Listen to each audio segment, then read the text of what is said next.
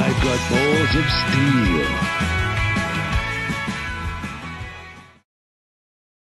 Stop working out. Men are not meant to be dominant. Men are meant to be submissive. So it's okay to be weak. No. You should be a monster, an absolute monster. And then you should learn how to control it.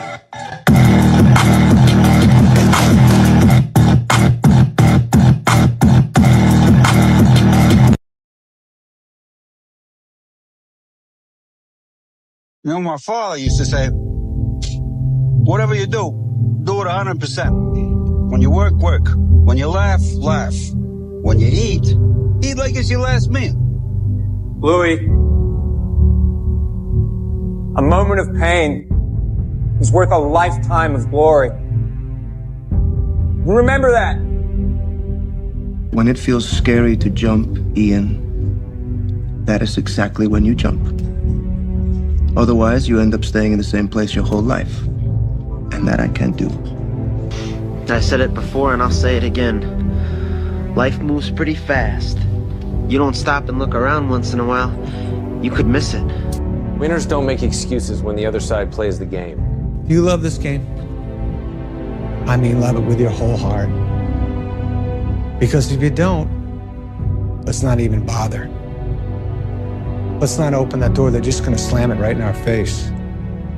I love this game. I live this game. And there's 1,000 other guys waiting in the wings who are obsessed with this game. Obsession's gonna be talent every time. You got all the talent in the world, but are you obsessed?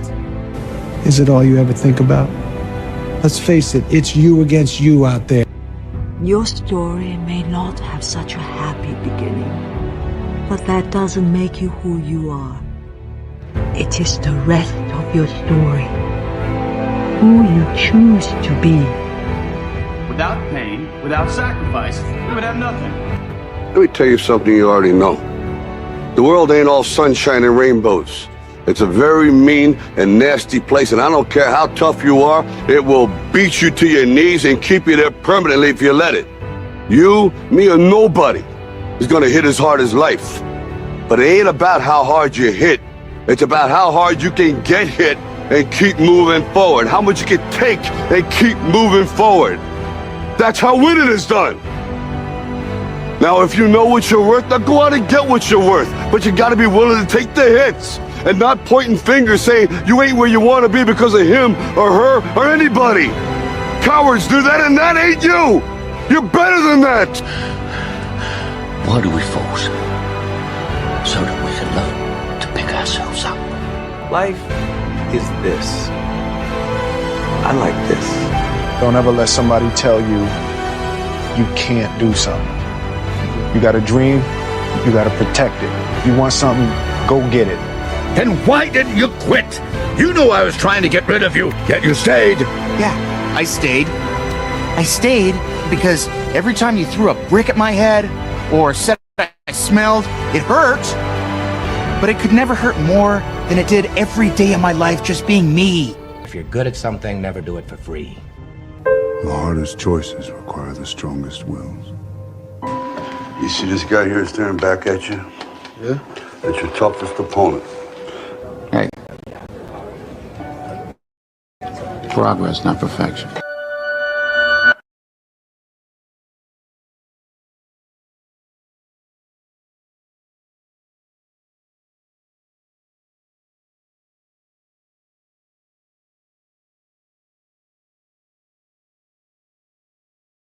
Last night, that's 3 fucking damage incidents that didn't kill you.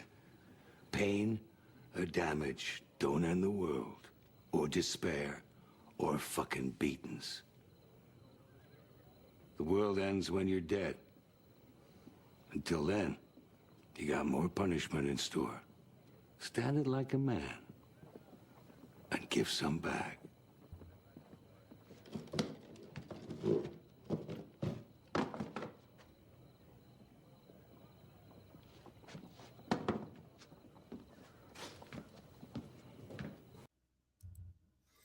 Well, hello, everybody. Welcome back to Toxic Thursday. Why am I playing these clips? What do they all have to do with one another? What do they all have to do with the first week of December? Well, I'll tell you what. We're coming up on the anniversary of a day that lives in infamy, and unfortunately, in 2025, the year of our Lord, we seem to have a weird feminist movement to stop masculinity being labeled as toxic masculinity. And of course, being the Lord of Toxicity, I feel it's no less my duty to inform everyone that there is no such thing as toxic masculinity. There is only masculinity, and that is it. And it is important, and we have to have it. So that's going to be a big theme of our show today, among other things. We'll still have some laughs, and we'll talk about some recent pop culture developments, but I thought it'd be remiss of me not to clap back at some of the feminist bullshit that's been going on lately. But we will get to that. We'll have time for those kind of things. I want to thank everybody in the chat, but especially off official Nick. Sadly can't stay, but have a good one, folks. Okay, thank you, Nick. I do appreciate it. Let's start bringing in our panel. Inside Man, how are you? I love. See, that's what's great about this. Is I got the Lord of Toxicity and the Inside Man, not the inside person. How are you, my friend? As usual, I'm tickety boo. Thank you for asking. How are you? I'm good. I'm a little angry today. You're gonna see why here shortly. I'm gonna have to do an episode of clapping back at the feminist agenda, most likely paid for by Mr. George Soros. But we'll get to that. Mr. E, my good friend, how are you? I'm doing well, gentlemen. How are y'all doing?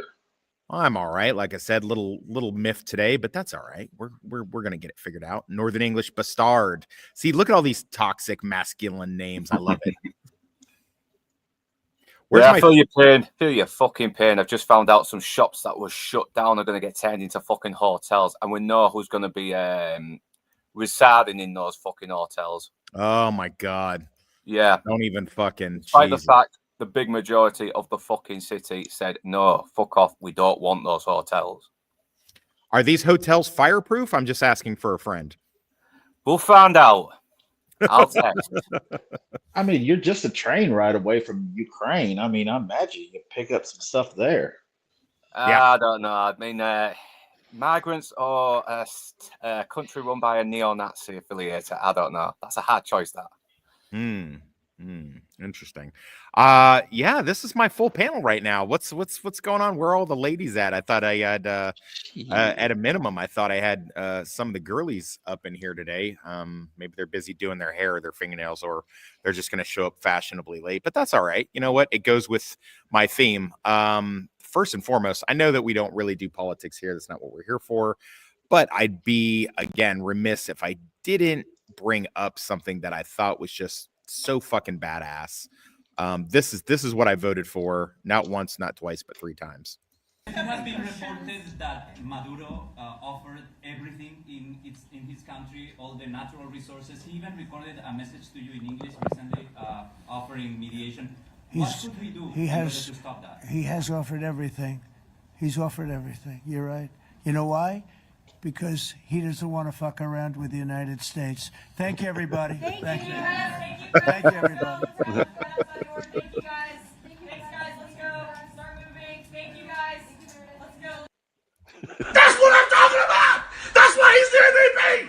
That's why he's the GOAT! The GOAT! Did you guys see Vance's face in that fucking clip? He was like, I'm so proud of my dad. I wish I was your son. fuck a bunch of hillbilly effigy, man. This is fucking great.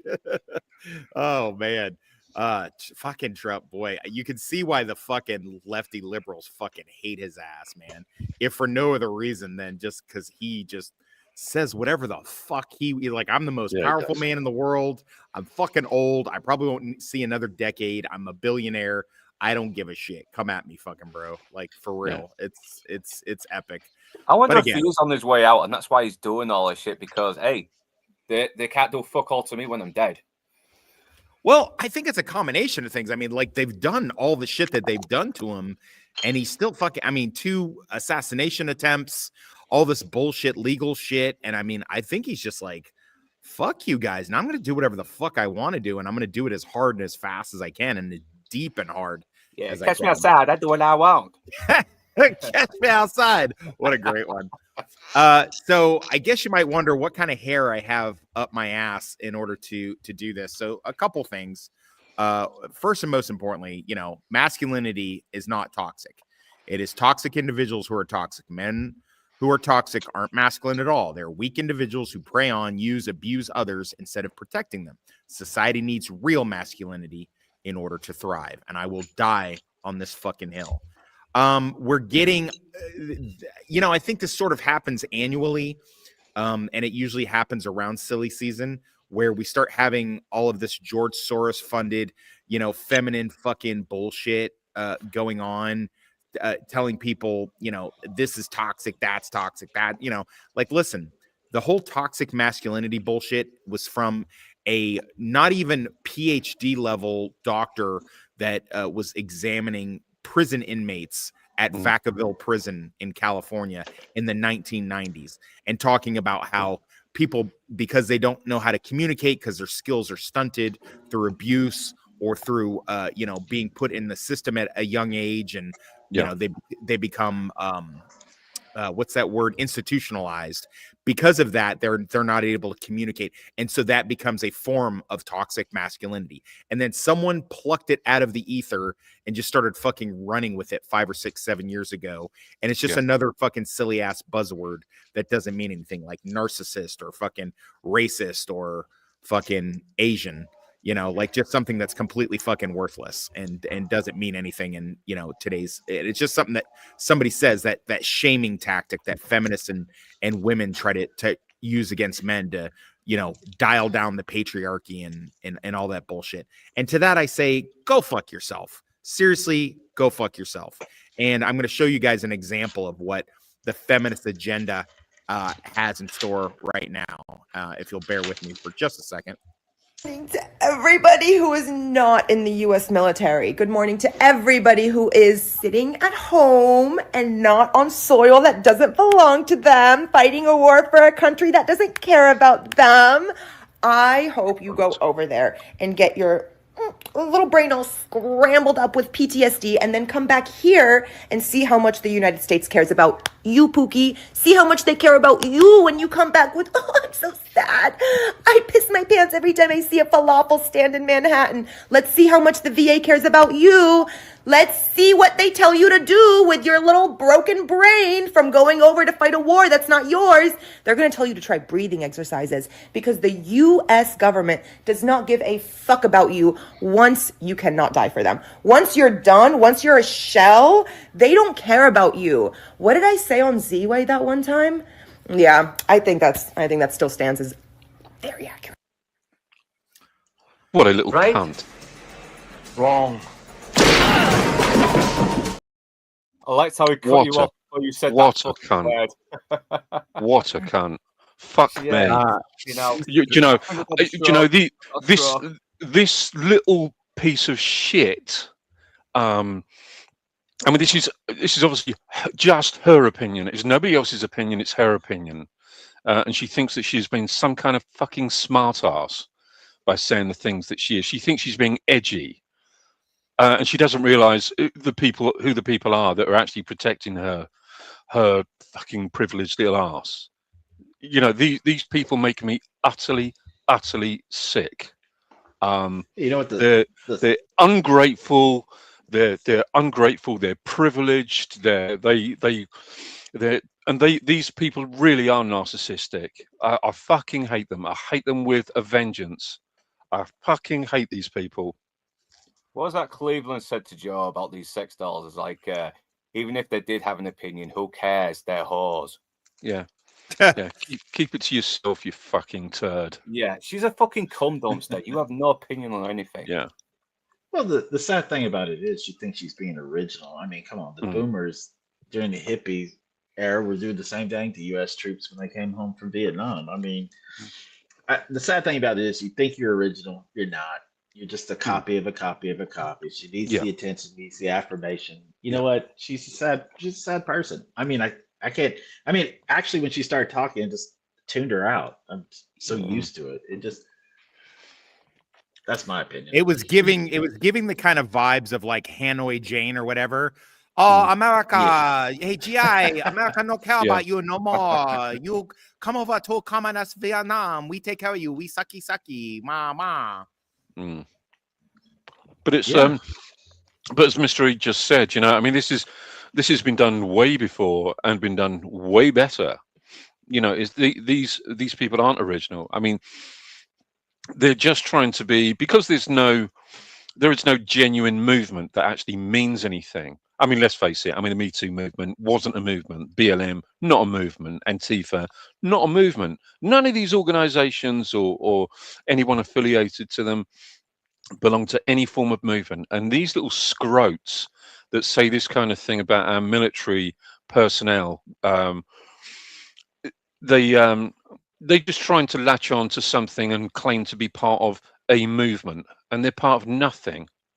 They're part of nothing. They've got zero going on in their lives. The only thing they do is surround themselves by like-minded oafs, are quite happy to preach hate against their fellow Americans. It makes me absolutely nauseous. The ironic thing is, when she first came out, she did a bunch of videos. A bunch of her stuff was, big fake titty, Middle Eastern woman, halfway decent, attractive, and she'd wear the hijab and stuff like that. And then, the insurgents and Al Qaeda was putting a fucking hit out on her, and she had to plead for the United States for asylum because she would go over to Dubai and she couldn't go to Dubai. She still can't. Because she had insulted, their religion so much by doing that kind of content. And she pleaded to us. It's these first world problems that piss me the fuck off. It's like women. This is why I'm sad that the girls that we usually stream with did not make it to the stream today, because I actually wanted to ask, especially one of them is in the OF what do you call it, industry. I wanted to ask about this whole, she was used like a toy and now she feels like, was that the case, or was it the fact that now you regret your decisions because you can't hold on to a man because you were, effectively an online prostitute? So, yeah. Are you planning on giving all that money back that you made during that time, or something that, or like it was the industry was at fault? Like, because I can't go and sue, Captain Morgan or fucking, Maker's Mark for my alcoholism and my 2 DUIs. I chose to go into those bars and drink. I chose to fucking tune people up, so now why are women exempt from consequences and choice of their choices? Why do they not get held accountable is my question. You've had so many men fucking saying yes to them, and their dads have treated, and they've been the little fucking princesses to their parents the whole life. You said it the first time. It's first world problems. This is a society that doesn't have to struggle for anything. They are bored. It's consequences. Nobody has to deal with consequences in this first world. I mean, everybody's a victim. Everybody feels sorry for everybody. It's ridiculous. We need a major world event. We need a cataclysm, and we need a Great Depression. We need to suffer a little bit, because just a little prima donnas, little just wusses everywhere. Toughen them up. And this really is the crux of the issue. Despite the fact that there are problems with both of our nations, with the United States and the United Kingdom alike. Some are very, very similar problems. Some are very similar issues. Some are very, very different. And that's just down to a cultural, that kind of cultural divide between us. The two nations divided by a common language. But I would really go for life in either one of our countries above anywhere else. I agree. These are two countries that we have certain privileges, and we should. I think these are people that just do not feel the privilege of living in a nation where you have freedom of speech to a degree in this country, but freedom of speech, yours is protected. Yours is protected in the Constitution. Ours is being eroded, and the Magna Carta is gradually being shredded. But I'd still rather live in this country than in some of the other European countries where their freedoms of speech are really drastically pulled back and really starting to wither on the vine. And certainly in most of the Eastern European countries, in most of the African countries, in most of the Asian countries, we are just not allowed to speak out against your government or say anything that would be mildly controversial.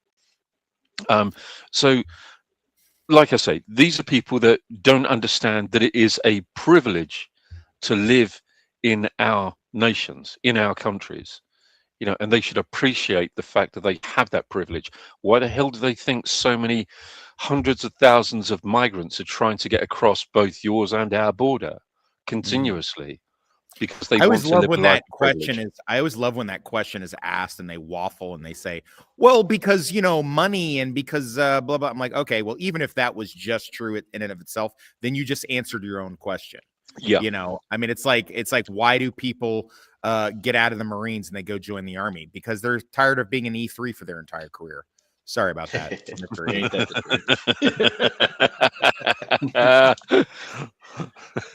But I always ask Right. people, when people start shitting on the country, I start going, how many other countries have you lived in?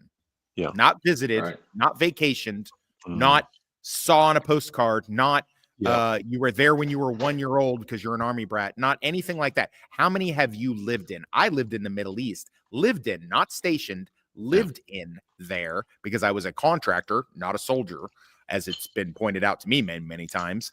I lived there. I had a place to live there. Yes, I was doing military contract work, but that was my job. My place of residence, fucking Iraq, fucking Iran, Haiti, Cuba. All right. Well, to be fair, Haiti was fully military, but still, I was there for 6 months. So it is what it is. Dubai, or United Arab Emirates, Qasar, all of these places. Have you lived in any of these places? Because if you haven't, then you really need to shut the Africa, West Africa, no, not the beautiful part of Africa, but West Africa, Uganda. If you've not lived in these places, then you really should just shut the fuck up because you don't really have anything to fucking say. So, but anyone else, please? I'm off my soapbox for a second. I completely agree. I totally agree. I think if you've not experienced life outside of, your little comfort bubble, then why the hell are you, talking about your fellow countrymen and women in this way, particularly those who give us the protection that we so desperately need. And they, the kind of sacrifices that our military personnel are constantly making on our behalf, so we don't have to. These are the men and women that I think we should have the absolute utmost respect for throughout our entire lives. Imagine if it was a male porn star, former porn star, whatever you want to call him, content creator. If I'm being really gracious, imagine if it was a male content creator getting online to say, "Oh, all those women out there who've been sexually assaulted. Well, I'm so sorry. Maybe your widow vagina to hurt." Blah, blah, blah, blah, blah. I mean, imagine that. He'd be dragged through the fucking streets. He'd be thrown underneath some sort of a bus and run over 1,000 times. So, I mean, it's just, God damn, dude. The double standard in this fucking country, this egalitarian society, women, please pay attention. Anyone. I mean, I doubt there's too many. I have that many female. I doubt I have that many female fans that are listening to this, but maybe I do. Who knows? I certainly don't notice them in the comment section. But listen, ladies, you are living amongst the benevolence of men. You could easily be thrown if we were 1/10 of what you accuse us of. You would not even be saying any of this shit. You'd be sitting in your fucking breeding cage waiting for the next guy to inseminate you. You would be doing nothing. Iran. We could be in Iran if that was the case. This is Iran. Look, if you really want to look at the oppression of women and the subjugation of women and the maltreatment, ill treatment, and abuse, mentally, sexually, and physically against women, go to Iran. There's your blueprint. If you want to moan about everything that's going on here, have a little bit of a gripe, but don't start lining us as this, as the same kind of nation as Iran. I don't even see how they can have anything of a gripe because their only real argument is they're not allowed to murder their children, it's not federally protected right to murder your unborn kids. That's it, really. And so when they talk about, well, you guys don't have you guys have all the bodily autonomy, you don't have to worry about that. What's the fucking selective service called, bitch? You never fucking heard of, if you're a man at 18, you better fucking sign up for selective service, because if there's a war started mostly by women, because women vote for people who make those kind of decisions just as equally or more so than men, we go into a fucking war. Your ass ain't getting drafted. It's fucking me. And people say, well, there hasn't been a draft since 1974, blah, blah, blah. Yeah, you're a fucking liar, because guess what they had? They had a thing called stop loss in Iraq. And guess who was affected by it? Yours fucking truly, where I was told you're either going to be stop loss, Sergeant Kelly, or you're going to be you're going to re-enlist. Pick which one you want to do. So it wasn't no get out and go start my own security business then, I can tell you that. It was, we're fighting a war on two fronts. You better make a fucking decision. Do you want to re-enlist and have some options, or just get stop loss and we'll pick where you go? So that's what we affectionately refer to as a backdoor draft. Anybody, please tell me that I'm wrong. Tell me I'm mistaken in this, because I don't believe that I am. No, you're not. Yeah. No, you're not. Well, I also like to point out too that, if women have the right to kill them, we should have the right to abandon them. We get caught up in their decision; they make the decision for us. So guess what? This made me think set you down, make you actually think out your consequences. Should I sleep with this dude? Should I put on a condom? I don't know. Consequences. Nobody lives with them. No. They I mean, there's a chick, a content creator called Just Pearl, or Pearly something or whatever.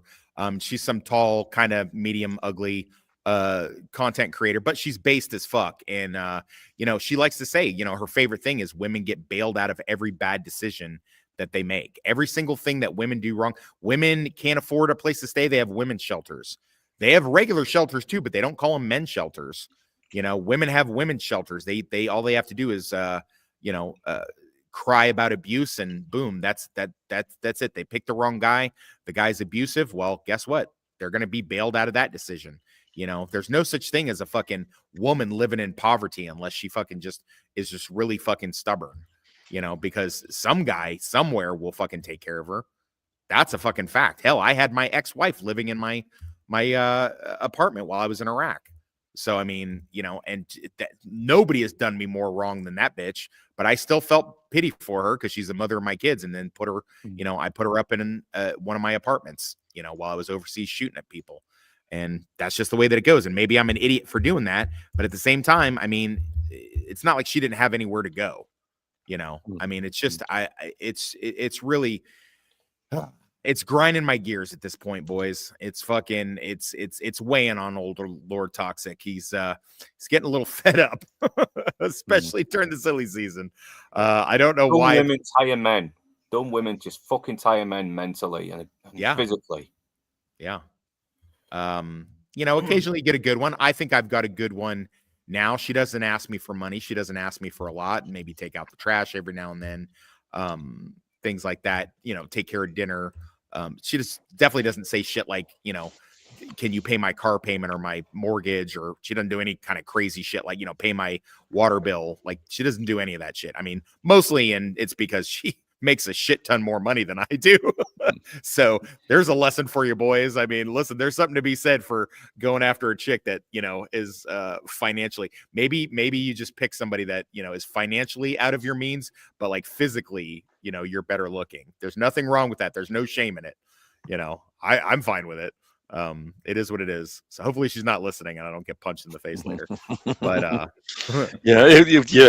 it'll be more of a kind of on your knees, hands behind your head, lace your fingers. Oh, you want to talk shit, convict? I can put these cuffs back on you. Like, oh man, I just went from 6 to midnight. Holy shit. Anyway, so Mia Khalifa, porn star, and she's one of many. Danny Daniels, well, the ones that are alive and haven't off themselves. Danny Daniels, I think there's another one, I can't remember. Emily Willis. They've all started families now, and they want to have their content erased. They're like begging the internet and, you know, like, hey, you need to, and they're even coming up with bullshit saying, you know, that's why Pornhub is restricted now. And you have to, and a lot of these places, RedTube, Pornhub, a few other places, not that I've looked at it. I read it on the news. A lot of these places are, you know, dealing with a lot of sanctions because the women accuse them of sex trafficking. And that's why their content is where it's at. So, which is bullshit. You know, you weren't fucking sex trafficked. You know, I mean, that's as ridiculous as saying as someone going after Anheuser-Busch for fucking, you know, being an alcoholic. Like, dude, you chose to do that. You were very happy to get on that boat with that billionaire. Like, what are you even fucking talking about right now? It's crazy. It's because they, you know, they've reached a point where they think, you know, this could be potentially embarrassing. You know, I didn't think about it at the time. So what can I do? Can I redefine what sex trafficking actually means? Right. Yeah, that's what I'm going to do. I'm going to redefine it. So, because the meaning of the words doesn't really matter. Yeah, that's right. It's and of course it's, as they like to call it, their truth. There is no such thing as a subjective truth. There's no such thing. And the sooner these people get to grips with that, I think the better the world's going to be. Subjective truth is, what do you call it? Oh yeah, opinion. Right. You know, it's there's no such thing as a personal subjective truth. Yeah. Why can't I just admit you were I was a whore. Okay, you know, I regret it, but live with it. But not only that, but if your kids see something, they're like, "Mom, why were you da da da?" And I'll be like, "Shut up! You lived in this house in this, you know, this school district, whatever. You got all this shit because I put myself out. Sorry, it's the only thing I thought I did. Get over it. Life has consequences. Own up to it. I don't care. It's the part where you start whining about it that just annoys the little. You know, when I have been accused on multiple occasions of being a mercenary for my 3 years overseas, not counting the Haiti and Cuba thing, because that was clearly, you know, I was under the flag at the time. But I've been accused many, many times of being a mercenary, a soldier for hire, a hired gun, a gun hand, a hired goon, whatever. Any and all of those things. Mostly I get a thank you for your service. But I mean, I'll be the first one to admit I did it for money, you know, and I don't have a problem with that. I have no issue with saying, you know, yeah, I had a trade that I learned through many years in the military, and I went and applied that trade to the highest bidder, which for a little while was Blackwater and later was a company called Aegis, both under the guise of the Department of Defense, now called the Department of War. And I don't have a problem saying that. I don't have a problem telling people that I got an extra 10 grand if I got a legit hit on a combatant, whether that be a teenager, a child, a woman, a man, as long as they had a weapon and they were going to do harm to service members and or our property and or our oil reserves. When I was, you know, doing oil security for some of the different installations that we had overseas, I was, you know, good at it, and I was hired to do it, and I was effective, and I don't mind telling people that. I don't go, well, you know, I was a Green Beret Special Forces team operator, and I was fighting terrorists that would have blown up the United States. No, I say people paid me to shoot people for money, and I did it because that's what I know how to do, and I don't have any shame in that. You know, is it as cool as saying I'm Captain America and I was fighting the Nazis and stuff like that? Of fucking course it's not. Of course it's not cool, but it's honest, and I don't have a problem saying that, you know, I did this job, this dirty deed, and well, I can't say I did it dirt cheap because I was, you know, like pretty substantial amount of money. But I don't mind saying that. So you have the right to drive a car, well, in America anyway, you know, at 3 and change or 2 and change a gallon, because I managed to pop some people that were otherwise going to, you know, take over or destroy oil reserves that they don't want or need, but just wanted to make sure that we don't have them. I don't have a problem saying that. Why can't they just own up to the shit that they did for money? I don't get it. Yeah. What's the big deal? Well, I will give her this. There was sex involved and there was trafficking, but it was internet trafficking for all the damn clicks. Yeah. That's it. If that's your definition, so be it. But just face it, you're a whore. You did it for money. Hell, if I could, I wouldn't lie. Do it right now. I mean, shit. Yeah. If somebody paid me to, watch me nail some chick, I would you could play that live every Christmas. I don't care. Streaming live this decently built but sort of pudgy, overweight, fucking heavy up top, semi-balding, fucking, sociopath is banging out this fucking hot chick. Hey, you fucking pay for it. You play that on my fucking birthday. I don't give a shit what you do with it. I don't know, man. I just don't get the lack of accountability. I don't. It's almost like a fucking disease. And you know what? I blame women, but I also blame us guys because because like Luke said, or excuse me, Northern English Bastard said, we fucking let them do it, man. Yeah. We let them do it. We bail them out of everything and shit. As I previously admitted, the person who's done me the most harm in the world, I fucking bailed her out of a bad situation. I have no idea why. If you put a gun to my head right now, I couldn't tell you why I did that. It was fucking stupid, but I did it, and it is what it is. It's it's over now. I can't retrace my steps and fucking look at it differently now. But anyway, Mia Khalifa, you're a dumb whore. No one fucking likes you. People spank off to your fucking things. You did like 30, 40 videos in the space of a year. You had an exotic look, and that's why fucking, you've lasted as long as you have, and you're a fucking media whore. So, I mean, it is what it is. But anyway, let's talk about something a little bit more fun. Hopefully, because I know I have at least two of my guests that are engaged in this. So Taylor Sheridan fucking still killing it. I don't know what you guys' thoughts on the latest episodes of Landman and Mayor of Kingstown are. I have some thoughts. I guess I'll do this pro forma. There will be spoilers. We're going to talk a little bit about these two shows.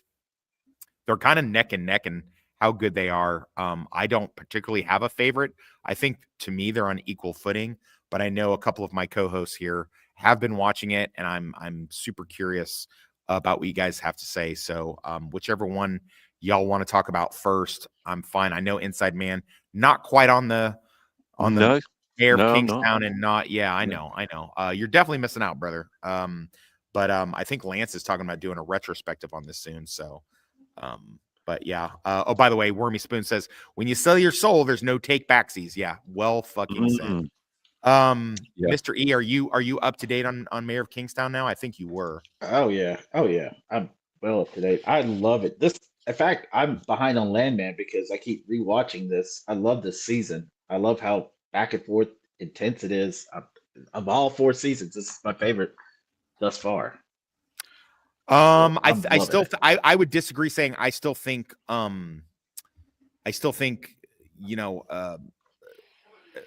probably first season's probably the best in my mind.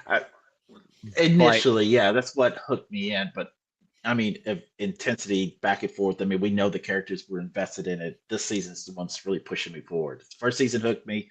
This season's really I can't wait for season 5 now. Okay. What's your thoughts on what's going on with her? Are you who do you think is the actual antagonist here? What do you think is happening here with the antagonist? Is it just the warden, or do you think the warden is in on it with Lenny James, the older black guy? And do you think there's something going on there with the cartel, or is it just her and he's like a side character? I honestly think she's with the cartel, because that one scene, I believe it's the second episode, where you look at her phone, she's got plus 41, tons of calls from plus 41 is Colombia's area code. Yeah, right. What happened to fucking Cal as well in that episode? That was right. Yeah, she's got to be. Yeah. And knowing Colombian mercenaries, they're some of the best. And from what I've seen, that these guys are executing the way they are.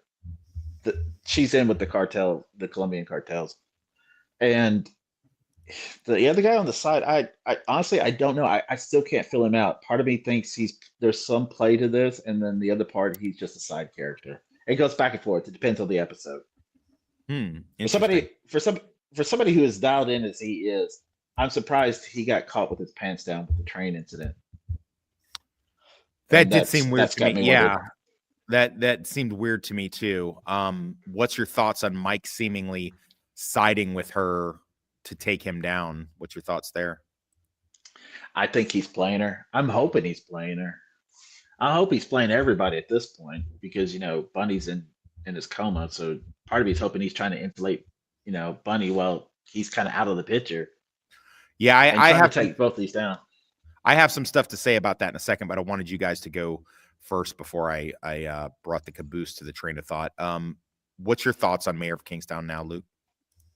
I'm really liking it, man. It is getting more fucking intense. Even Ian's starting to lose a little bit, though. He's the other guy who was with us doing something stupid. I mean, the walls are pretty much closing in on them a little bit as well, especially what happened with last season. You talking about the murder of the one witness, and then now the murder of the witness to the murder, and how it's Robert's it's getting at. I mean, it's so weird. I fucking knew that Robert was going to kill that guy as soon as he brought him along. How the fuck could Ian have not known that he was? Did he really think that fucking Robert was just going to try to put the fear of God in him? And did he really think? Because if he was going to do that, he could have brought Mike to do that. Bring Robert along on this shit, and it's like, dude, he's gonna fucking pull the trigger on somebody. Ian is doing some stupid shit as well. He tried to almost kill what's her face by throwing a fucking brick on her and trying to make it look like it was juveniles. I mean, and yeah, well, I have a hard time being mad at him for that because I can't stand her fucking bitch ass either. And that's the thing is she's a townie and she's kind of turning her back on everybody. I get the dynamics of that, but listen, she's a prosecutor, and prosecutors want their big fucking drop.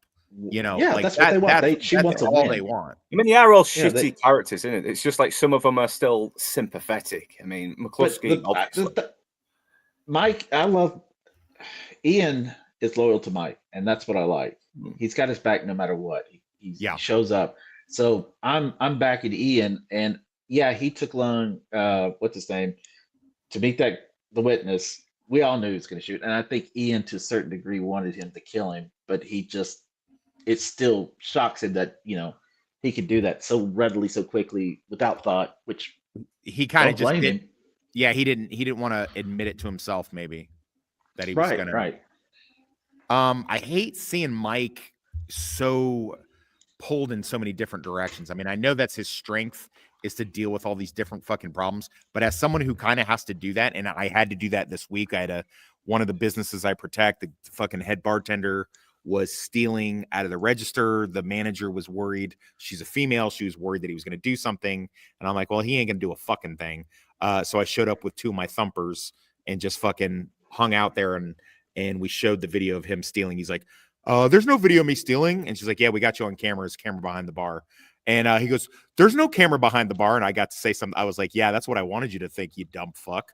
And so we got him stealing. It was only $40. But I mean, if he steals $1, he'll steal $10,000, So it builds. We sent him packing, and that, and but at the same time, I had other shit going on at the hotel, and then stuff in my private life, as you do, and then I got a guy calling me about a PI job, and it's just it, and then still trying to do YouTube at the same time, and still trying to work on a book at the same time. As I mentioned, Slapdash being re-released.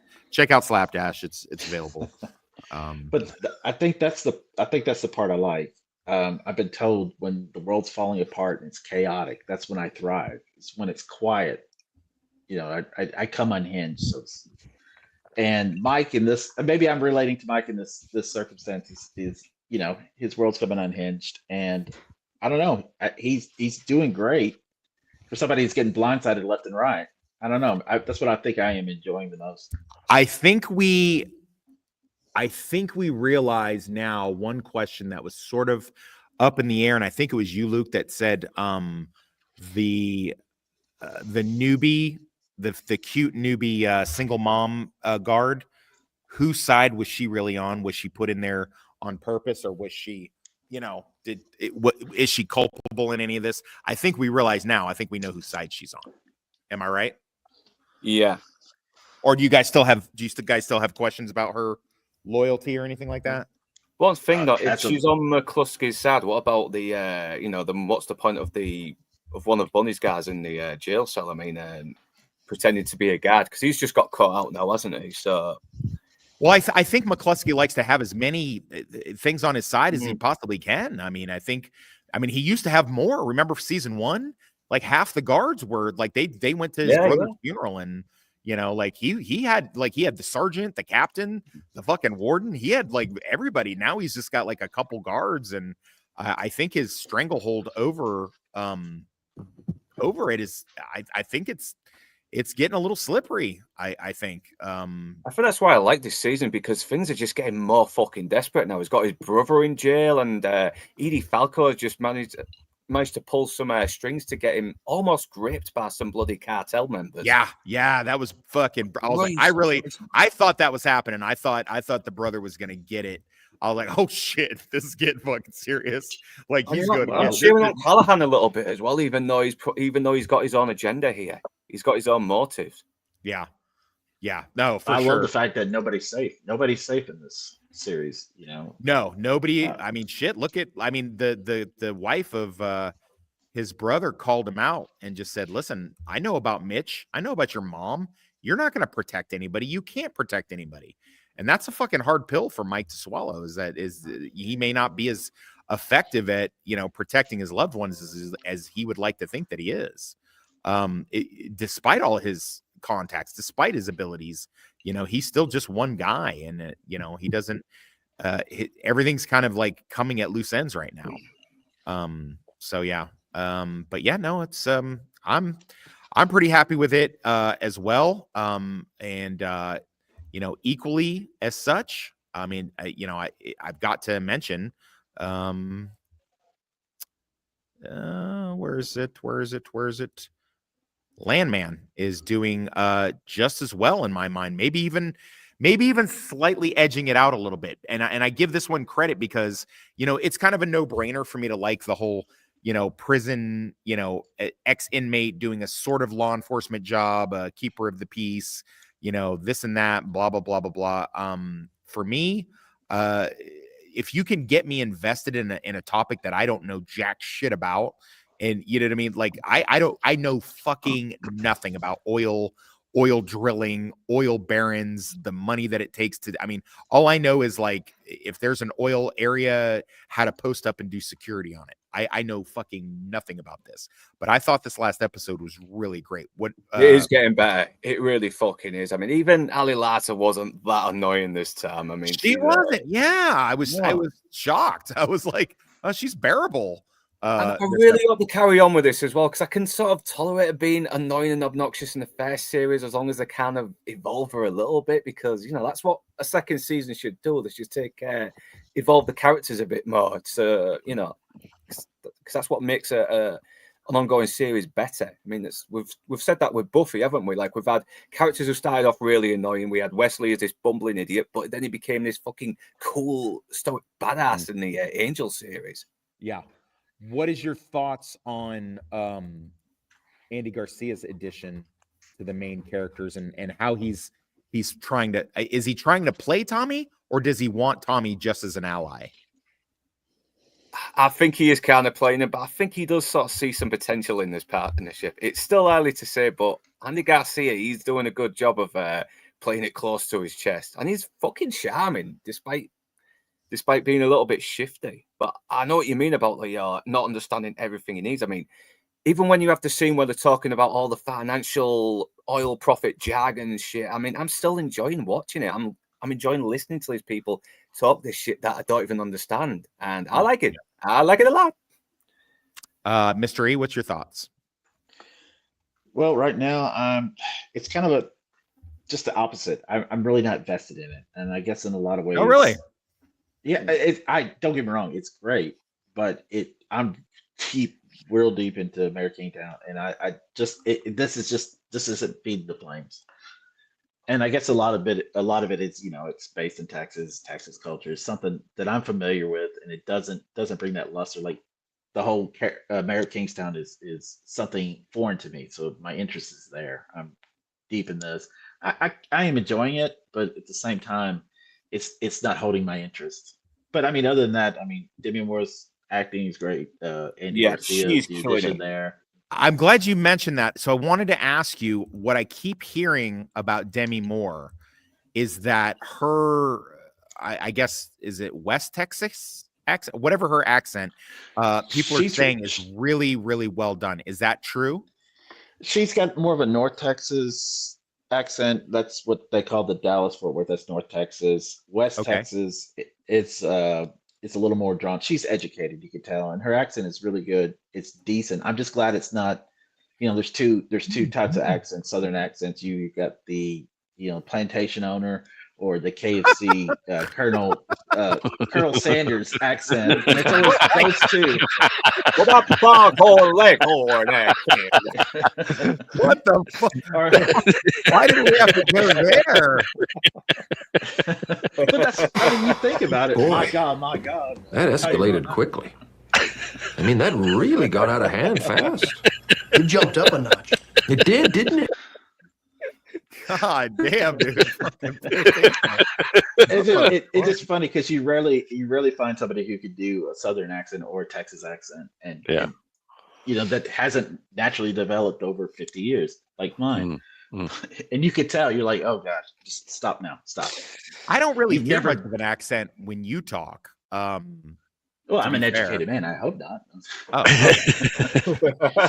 Don't get me wrong. Yeah, toxic. I've got some cousins out in the woods. I will dumb down my accent and slur my words a little bit just to blend in. But it's a similar kind of thing over here. I think Northern would attest to this. There's nothing worse than hearing a Southerner, someone from London or the south or southeast of England, trying to do a Northern accent. It's embarrassing. It's absolutely embarrassing. It's not that we don't really go north and don't like, oh fucking hell, Yorkshire puds, man. Yeah, it's all that. Hey, lad, let's go back on Ilkley about that and all that kind of stuff. That don't speak like that. It depends on how far in Yorkshire you are, because some say fucking have you been to, instead of saying have you been to Egypt, they say, are you been to Egypt? Yeah. Been to Egypt. And then there's the ones that say, you been to Egypt? Yeah, we do. I mean, there are still some areas in Yorkshire that still have that as well, that still have that dialect. And we used to. We've kind of seen, I'm seeing a lot less of it these days. I don't know if it might be a lot of the Londoners coming up here to university. Yeah, you're probably right, mate. You're probably right. But I think what's wonderful about both of our countries is the fact that we do have these very, very distinctive accents and dialects.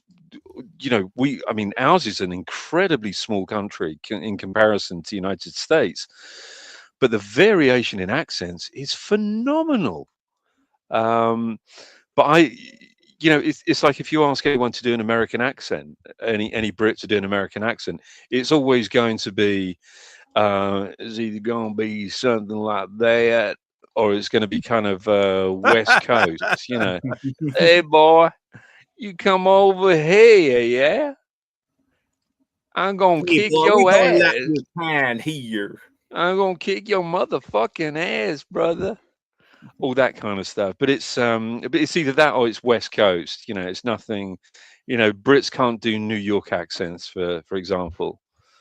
They just can't. Yeah, I mean, fuck it. It can't be as bad as Michael Caine in that fucking Steven Seagal movie. I mean, oh my god! All right, I'm a bloody cowboy. I am. Shut your bloody mouth. What movie is that? What, I didn't know he did. I forgot. Was it On Deadly Ground? Oh yeah. No, yeah. I forgot about that. Yeah. I forgot about that. It's crazy. Yeah. What about Denzel Washington and what was that movie he was in? Where he had an English accent. Queen and Country. I mean, British. Queen and Country. Yeah, there we go. Yeah, that was weird. That was weird. I saw a clip of it, but that was weird. Yeah. But then you have some Americans that can do absolutely superb British accents. You really do. Name three. I want to hear three. Angelina Jolie. Yeah, Natalie Portman, Angelina Jolie. I think both of them are incredibly good at their English accents. I think Natalie Portman's English accent in V for Vendetta in particular is absolutely outstanding. Really, really quite outstanding. And of course, Dick Van Dyke, who does a brilliant Cockney. Yeah. Really? Ooh, You guys always use that. You guys always use that as like when you're making fun of us when we're trying to do your accent. Yeah. Mary Poppins, it's a jolly holiday for Mary. Yeah, nobody we can love the guy. understand a word he says. Yeah, we love the guy still. I mean, he seems like a nice guy. He's always this very sort of like happy, sort of go-lucky guy, and he's like nearly 100, and he's still fucking going strong. I mean, Is he still around? I didn't know he was still around. Going. He's still going. Wow, good old Dick. Yeah, you're not. You can't I keep love Dick Dick down. You can't keep Dick down, I guess. But I mean, I do enjoy listening to the different American accents, though, and it's very difficult for us in particular to define any form of or discern any difference between a West Texas and North Texas. I mean, you guys will undoubtedly know it. I wouldn't. Well, it's like McConaughey. Oh, would you not? Matthew McConaughey, he grew up in East Texas. He may have been born in Uvalde, which is South Texas, and you could hear his East Texas accent. He tends to enunciate real heavy on the end, hey y'all, it. But then if you grew up in Austin like I did, and the city, you tend to have less of an accent. You got more people coming in and out of the state capital, so. I think one of the worst, certainly one of the worst American accents by a Brit, I think, was Tim Roth in Reservoir Dogs, especially when he says "motherfucker" instead of "motherfucker." Yeah, that's how I always catch. That's how I always catch a Brit that I don't know is a Brit doing, like, when they over enunciate a word. Yeah. That's how I always catch them. When they do that, like, they don't know how to do contractions properly. Because you guys don't. Well, you do, but you don't do it in the same way that we do it. So that's just we have different rhythms, don't we? The way we speak. Yes. It's nice though. It's lovely to listen to. I think all of the accents. I think the British accents and the American accents. I love it. I love it. I love our regional accents. I love nothing gets shit on more than my British accents get shit on. My American friends think it's delightful, but any of my Hey, Toxie, are you from Bangladesh or something? What was the accent you were trying for there? Well, I will say this: I really got my first taste of a British or East End London. My roommate in college was Cockney, and he had that. And I, for the life of me, I felt like what's his cousin Avi and Snatch. I'm like, English? Do you speak it? Like you invented the fucking language. Talk to me. The funny thing is, I'm actually from the East End of London, so I am actually a born and bred Cockney. Believe it or not. So whenever we have our sort of family get-togethers with much of my East End family, all of a sudden I start talking a bit like that. So everybody's talking like that, and all right, mate, how's it going? So it changes. It's really weird. It's really strange how you can sort of lapse into your former accent. Same here. I mean, I'm still trying to sort of like speak a little slower and try and pronounce my T's and all that shit. But listen, man, you're getting better. Yeah, as soon as I'm with my fucking family, my friends, I mean, my thick accent just comes out, and even they fucking don't understand me, and I don't understand them. So you are getting better, but I love your Australian accents. They're brilliant. You have done leaps and bounds since 2022, my friend. When we used to stream in the early days of Losers Lounge, I would just be like, listen, if you guys are going to invite Northern on again, tell him to get a fucking phonics book or something, because I can't understand a fucking word this dude is saying. I just have to sit there and I'd be private messaging Enzo or Blue Collar and be like, dude, what the fuck is this guy? Does he tell him to put peanut butter out of his mouth, because I cannot fucking get anything he's fucking saying. But then Hey, you said that same shit to me to my face, and it's only made me. It's only motivated me to keep trying. You know. No, it's way better, bro. It's way better. It's actually, you got to go revisit some of those streams. And now I have, and fucking hell, man, yeah, I really need to sort of like take a. I said to myself, I really need to sort of take a breather and slow my brain down a little bit and get my. I like it though. I do. I like it. And there's one thing that I will just say about the people of the North, right? They are genuinely the absolute salt of the earth of this country. They're fantastic.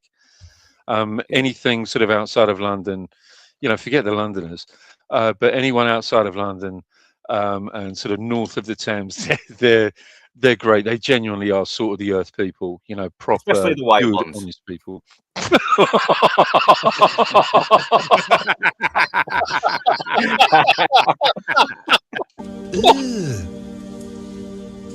Brother, what's that? What's that, brother?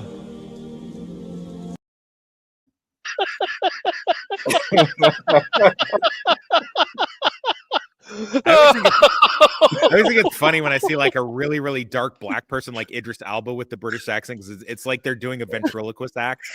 I'm like, why are they talking like that? I always find it weird when I see a black guy speaking Scottish, because I've only seen it happen once, and that is in the sitcom College. Right. I was like, really? Scottish? It's like the other day I saw. I know it's wintertime. So they get a little bit more business in the wintertime, but I saw this black guy going into a tanning salon. I'm like, what the fuck is he doing? I was like, he's not going to be able to steal a tanning booth. They're going to see him walk out with that thing. There's no way. Well, depends how fucking dark it is anyway. Who knows? No, you're not. Yeah, no, you're not. No, you're not. Stop. Idris Elba's caught me. Idris Elba's caught me off guard when I saw him in an interview after watching The Wire, and I'm like, holy shit! I'm not the both British. He's good as well. He can do an American accent really fucking well. Although his American accent in Prometheus was garbage. Oh yeah, I'll have to take your word. I've never actually seen I've only seen like the clips of Prometheus. I don't really. I'm not even familiar 100% with that. I'm afraid. I have to admit. Yeah, lucky. Yeah. Yeah. Well, I enjoyed my time working on that anyway. So. Yeah. I'll bet you did. So in other celebrity news, Jussie Smollett, the actor from Empire, who faked, I won't say allegedly because it's been established, faked his hate crime a few years ago. He says that he's okay with people not believing his hate crime claims. Well, I'm glad you're okay with it, Jussie. I'm so glad that you are okay with us not believing your complete bullshit fucking story. I'm Michael Jordan. Stop it. Get some help. Eddie, does anyone want to weigh in on this fucking? Mate, you know, I got to be honest. When I first saw this, I thought, "What the hell is going on here?" He's a fucking wally. He really is. Yeah. What 42-carat plonker this guy really is. Yeah. I mean, we need to get that into the American vernacular. One of the things I've been accused of more often than not, even though I never really do the accent, I definitely have picked up some of your British expressions. Like I never say somebody showed up. I say they rocked up. I'm like, yeah, this guy rocked up to the fucking bar the other day. And they're like, wait, what? I like that. Sounds awesome. He rocked up to the fucking bar and he rocked up this chick. Yeah. But that's that. What is it called? The 42-carat plunker? Is that what it is? Yeah, it's from Only Fools and Horses. Really fucking hilarious episode. The payoff. It's a payoff to a really good setup, and I recommend any American watch that show if they can. So I was a guest of the state of Florida when this bullshit happened, and dude, there was not one person in the dorm that didn't go, "Oh man, That nigga lying. That nigga lying. I'll tell you what, he full of shit. Ain't no MAGA hanging out at 2:00 in the morning. Yeah. Ain't no MAGA ever heard of Empire. It's like, Yeah. seriously, there's not one. I mean, maybe me because I have to fuck it because I had to watch it because it was on in the fucking prison TV. Yeah. But I mean, dude, no white people don't know what the fuck Empire is. You could put a gun to a white person's head more often than not. You're gonna have to kill them because they're not gonna know what the fuck Empire is. So and why the fuck? What was the purpose of this? What was he gonna get out of this? It was a self-serving thing. It was. Sorry, mate. Go on. I was just gonna say, wasn't he getting written out of the show or something like that? He was After that, stirring controversy. He was. No, I thought bit of I thought he publicity, was doesn't it? I mean, any controversy is fucking good for your career, doesn't it? It keeps you relevant in some fucking way. Yeah, I mean, this really smacks of somebody being a professional victim, doesn't it? You know, somebody setting up their victimhood. You know, forget all the actual victims of these kinds of crimes. You know, of any kind of hate crime. Forget the real victims. But you know, you got a twat like this that goes out and pretends to get himself beaten up, and I don't know. Did he get convicted of something for this? Was he arrested and convicted? He got punished, but he didn't get a fucking strict enough sentence. He kind of got let off.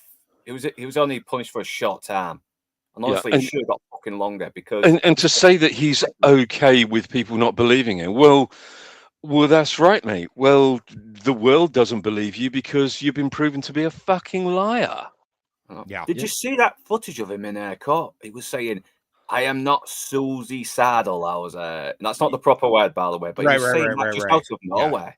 Yeah, he really thought he was the main character in the fucking story. I'm less mad at him, because he's a fucking idiot.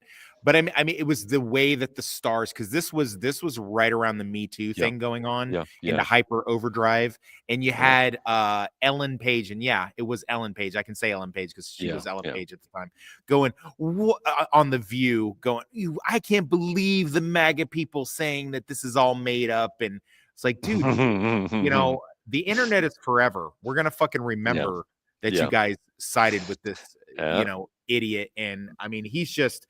I mean, I guess that's really the best punishment you can hope for a narcissistic TV or movie star is that they fade into obscurity. Mystery, you got any thoughts? This is going to be one of those mystery. I don't give a fuck about none of this stuff.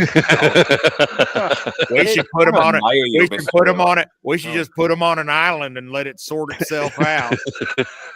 You're not wrong. Honestly, to tell you the truth, it's along the same lines of Colin Kaepernick, his whole fake protest shit. And I'll put it to you this way, and I'll never believe that guy was protesting. I like football. I love football. And when you see somebody sitting on the sideline for the first two games, and then when somebody says something, suddenly you come out and say, hey, I was protesting. Bullshit. You're over there bitching because you got your job taken. And by the quarterback that replaced him. And to me, I'm sitting there now. And the worst part about it is you wait 3 days, and consult with an agent before you come out and make a statement. If I was protesting, I'd be coming out, hell yeah, think about real protests, like, I don't know, the 1968 Olympics. Yeah. What's his name? John Carlos and both of them. If y'all have ever seen it, two guys sitting on the podium, first and second, raising the glove fist up in protest. Over treatment, that is protesting, because that was 1968 America. He wasn't coming back, 2016. Yeah, that was a protest, and they said it was a protest in front of billions of people because that was being broadcast live.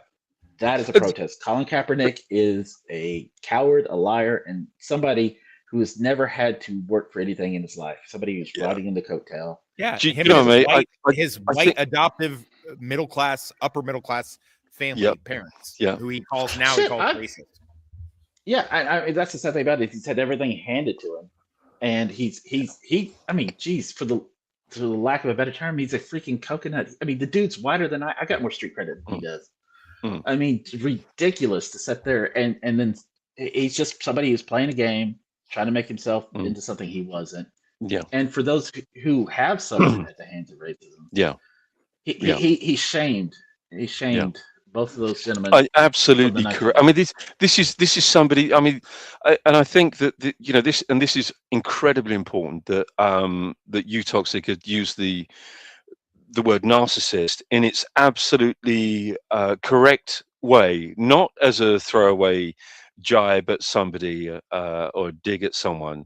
This is truly narcissism. I mean, real hardcore narcissism. And these are the kinds of people who are just trying to maintain this, I suppose you'd call it a reclamation of relevance. And that's what they're trying to do. They're just trying to reclaim some form of relevance when their star is maybe on the wane somewhat. Yeah. I don't. There's been multiple incidents of this. This one probably being one of the more famous, but it actually happens like once every 3 or 4 months. There'll be someone that comes up with some either they perceived it as such, like the person that worked at the Speedway or something, and they had like a timing belt was hung, and they said it looked like a noose, but that's what it fucking looks like anyway, because it's a timing belt when it's hung up on its shadow board in the tool thing. I mean, it's like, dude, if the expression that I've heard that I think works the best is racism is in short supply in the Western world, but in very high demand. Right. So very good. Everybody wants to be a victim. Being a victim is the greatest status that you can achieve anywhere, because then you can just do and say whatever you want. So fuck those people. Anyway, speaking of doing and saying whatever you want, character actor PD Wong got in some hot water because he commented on a tweet. I don't know how good you guys can see this, but I'll try to enlarge it if I can. So I guess somebody tweeted, they're like, what kind of animal is that? And he said, I believe that's a black man. Oh, dear. Woo! BD Wong. Oh, if he had not apologized, I'd be fucking shaking his hand a little bit. You're gonna make me start changing my opinion on Asians if you keep it up. Do you fucking listen? You don't have to sell it so hard. I love you, baby. But yeah, no. It's one of those things that I could see how it could be funny, and I could see how it could be misconstrued. I mean, if he's so Asians are the new whites, in case you guys didn't know. So Asians are stuck with us. They are also white. The browner you are, the more right you are. The more white you are, the more wrong you are. That's basically the Western world's equivalence. So unless you move to Poland, that's basically so. But, do you guys Asians are the real white privilege? They're the one that are fucking killing it with education, everything. Yeah. I mean, listen, you're never gonna get me on their side, but at the same time, should our overlords in China actually manage to take us over, at least we ain't gonna put up with the LGBTQ community anymore. I mean, at least that would be something. I mean, make of that what you will.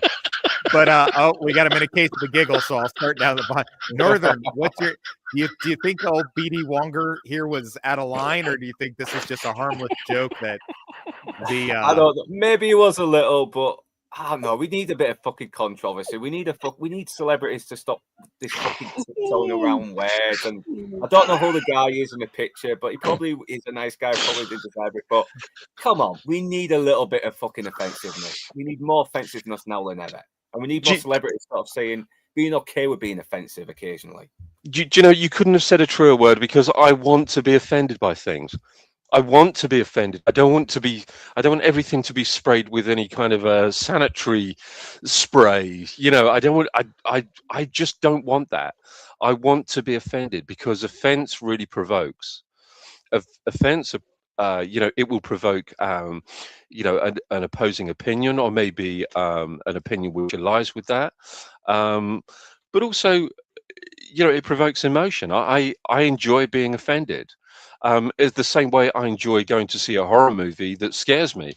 I don't want to see a horror movie that doesn't scare me, which is why I don't go to see horror movies anymore. I want to see a comedy that makes me. Yeah, I mean, I want to see a comedy that makes me laugh. I want to see a tragedy that makes me cry, and I want to see statements from people that offend me. I'm perfectly fine with that. I'm absolutely fine with that. But please, please, don't dumb it down. Don't sanitize it. I'm perfectly okay with that. The problem is that. I've said it once, and I've probably said it 1,000 times. You guys are, actually more privileged than us because you have the First Amendment. We don't have anything like that, and I wish that we did, because we could then speak as freely as we possibly would like to speak. But I'm fine with being offended. I genuinely am, and I had a little bit of a to-do with somebody actually, and I explained this, and I was talking about I want to be offended, and this guy had said to me, well, I don't.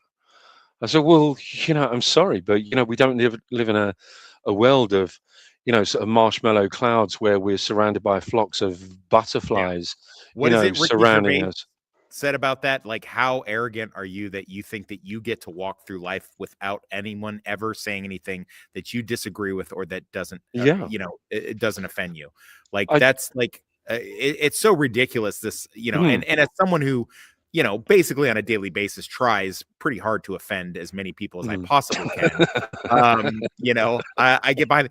We do have a real quick, before I get to the other panelists, whether or not you guys thought this was, I think we're all pretty much in agreement with Inside Man here, but apparently, yes, against his better judgment, BD Wong did issue an apology. I do have a quick clip of it right here.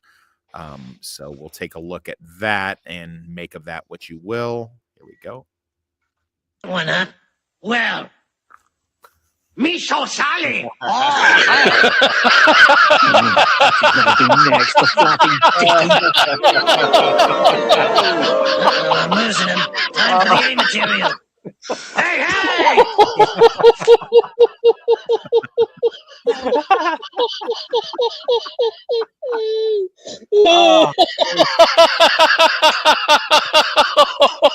Stop it! Boy, Stop that escalated quickly. I mean, that really got out of hand fast. It jumped up a notch. It did, didn't it? Never change, BD Wong. Never change.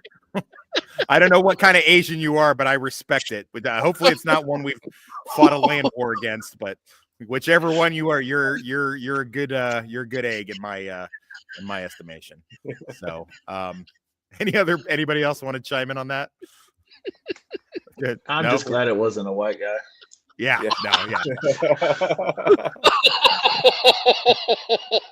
Oh no! Oh, you knew this. Yeah. Listen, you brought it to my. I think it was you that brought it. I did. Oh boy! Inside Man. All right, we got a lot of notes for a couple seconds. Hey, it was big of him to apologize anyway. It was big of him to do that. I think that was brave for him to come out and accept ownership,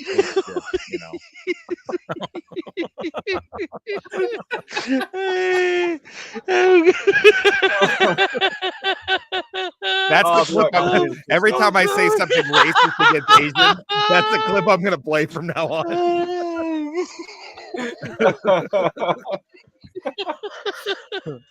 Oh boy. You're gonna laugh yourself to death. Okay. Anyway, a little more sobering news. A sequel to the 1993 film Demolition Man, which, by the way, Northern English Bastard and I just recently did a retrospective. Is confirmed by Sylvester Stallone. Is there any chance this is going to be anything other than total fucking dog shit? No. You okay? You good? Okay. All right, Mr. E, you might want to have to pick up the narrative a little bit here. We got Northern has stepped out for a second, and Mr. E still got our Inside Man still got a case to giggle. So.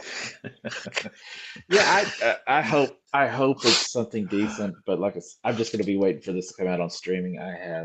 I saw the what do you call it, little snippet on my feed, and I'm like, oh nope, don't even look into it. We're just not even attempting to make anything original anymore, are we? No. There's just just zero fucking attempt. You know, I mean, man, what a fuck. You know, we have this tradition amongst the Losers Lounge group, and a little falling out between me and some of the main members. So I doubt I'll be invited to it. But it's usually me that pushes this anyway, so I'll do it on my own show. But we usually do a best and worst of 2025. I gotta say, boys, I ain't gonna have a lot in the best column to do this year. I'm really not, it's like Sinners and Weapons, and they were both early on in the year. Yeah. Maybe I can dip into some streaming stuff as a choice, but even even with that, it's more TV, like movie wise. I don't know, and I'm not, you know me, man. I'm not trying to be, birthday clown YouTuber. I hate everything. Yeah. I don't rock. I don't, rock up like that. I am actually, I think I'm pretty fair and based with it, and I give things a lot of grace. But TV has been pretty good, maybe even a little bit better than good. But movies has been fucking abysmal, man. And especially the summer season. Jesus Christ. Oh yeah. Northern, I know you had to run off for a second. Any hope for this at all, or what? I like Stallone. I think he has done a lot better recently, though I haven't seen the third series of Tulsa the King, so I can't say. But neither have I. If it makes you feel better, neither have I. Yeah, we don't need this one. We don't need it. It was a one and done movie. We're living in a fucking age where they're taking something that was a one and done movie, yet somehow forcing a sequel that doesn't really need to be there. I mean, with Top Gun Maverick, okay, that was actually good. That was great. It was great. Somehow they managed to figure out how to make it fucking relevant and not tacked on. But we're already living this age now. This thing that was satirizing 30 years ago, it's happening now. I don't know where they can go with this. Yeah, especially bringing back. Are they bringing back Wesley Snipes? I would. Weird. Well, but his head exploded. So I don't know how you come back from that. Really, I mean, but I don't know. Yeah, somehow Simon Phoenix came back to life. Somehow he returned. Yeah, I mean, what did they fucking had his DNA and they fucking, That's it. That's it. Yeah. Well, this also makes me wonder in a lot of ways why we see so many repeats. And I wonder if this is in correlation with the amount of investment that Chinese companies are putting into Hollywood. Mm-hmm. And it's all formulaic, The imagination does not run thick over in China right now, for obvious reasons. CCP makes sure of that. But like the Wanda Group, what's it? Wanda Group's one of them, and I think there's 5 other companies: Alibaba Pictures, Tencent, Bonafide Films. They're all Chinese investment companies who are pouring money into it. This is what we need. This is what we want. This is what our audience wants. And the result of that is just basically formulaic. Oh, this was good in the 80s. People like this will like this. Nobody's going to remake the crap made today, the original crap today, because it's crap. These are the good movies that were masculine and straightforward 80s, 90s, 70s. These are what they were made. So basic point, we're just basically getting an algorithm of, because that's it. They can't. In case the almighty American military does fail one day, I would just like to point out to our future Chinese overlords that Mr. E does not speak for all of us. And on behalf of On Tap, I just want to say that one, huh? Well. Miso Sally!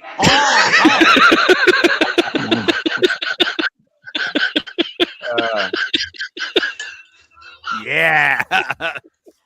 That's going to get used a lot on this show. I can feel it. I can feel it in my bones. All right. More dumb shit. Stranger Things actress Maya Hawke said she wouldn't have existed. She wouldn't exist if her mom hadn't aborted her sibling. So this is like pissing me off on a couple levels.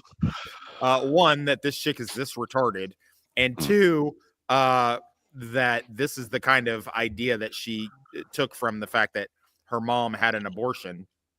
And number three, the fact that Uma Thurman had a fucking abortion. Like, what was she worried she wasn't going to be able to make her waitressing job at fucking Denny's? And, you know, like, dude, what is does every liberal white woman feel obligated to fucking scrape out one of their fucking kids?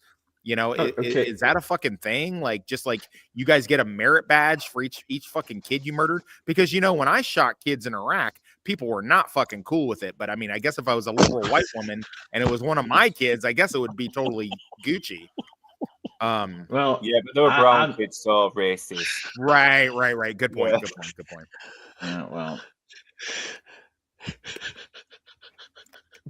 Anyone want to defend her or no? No, I can't defend No. I'm just curious. How would she not be alive because somebody else was aborted? What kind of fucking sick doctor was her mom? I mean, Even if that's her fucking brother, she would still be born later. That's how it works. Yeah, it's ludicrous kind of. It's that ludicrous logic, isn't it? If and then, you know, okay, you know, if my dad had a wank instead of fucking my mum, then yeah, she wouldn't have existed. Right. You know what I mean? It's that. What's wrong with her? Well, I guess she's just speaking her truth, I guess, would be my best. Her subjective reality. Yeah. I don't even think she can fucking act that well. She was she sucks. Series 3, She sucks. but I know she sucks. She's the worst part of the current season. Is anybody watching that besides? I know I have. Yeah, I fucking hated her. She was every scene was like, bitch, read the fucking room. What is wrong with you? Everybody else is doing like Stalag 17 and fucking The Great Escape and all this different fucking planning and heist shit and Inception and blah, blah, blah. Meanwhile, she's doing her one woman stand-up comedy act in the back of the fucking room. It's like, what the fuck are you doing? Why are you doing this? Like, I get it that you guys are trying to break the tension a little bit, but Jesus Christ, man. And I get that people don't like, you know, the overabundance of Whedon-esque dialogue to break up tense moments that was completely bastardized and overused in the MCU.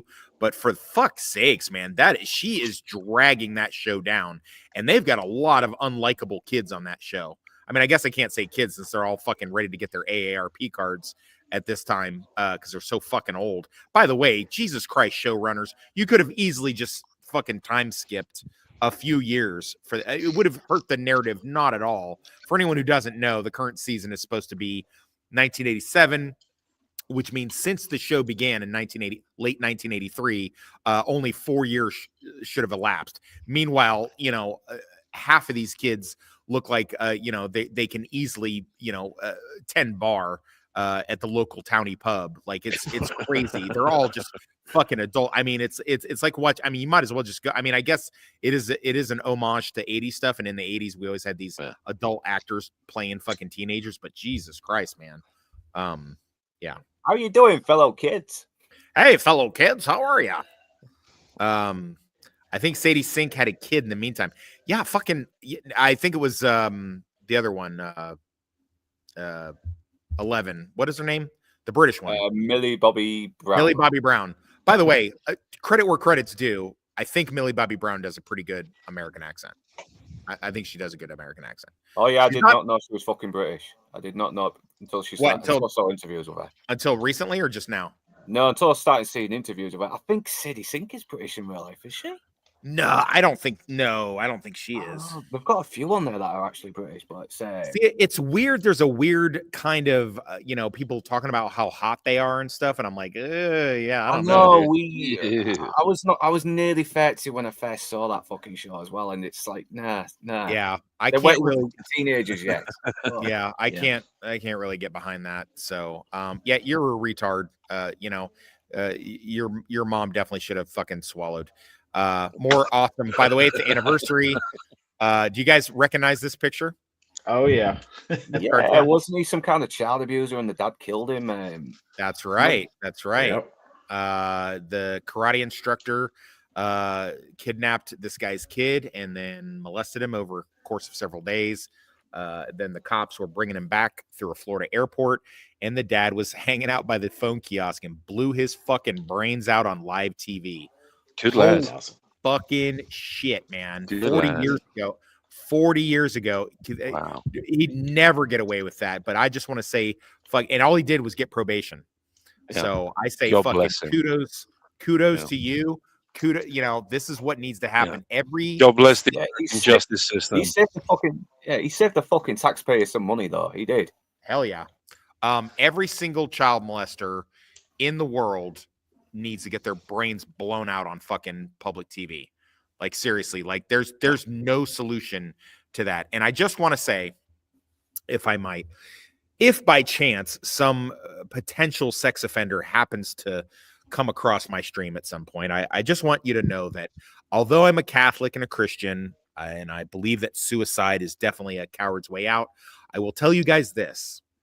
Though it says in the Bible, you taking your own life will mean you spend an eternity in hell, I can tell you on good authority that God has told me that if you have designs on doing something to harm a child, and you've not yet done that act, or maybe you've danced around the idea of it, and you're wrestling with it, no need to go to therapy, no need to sequester yourself away, because that werewolf is going to try to get out sooner or later. Best to just take yourself off the playing board.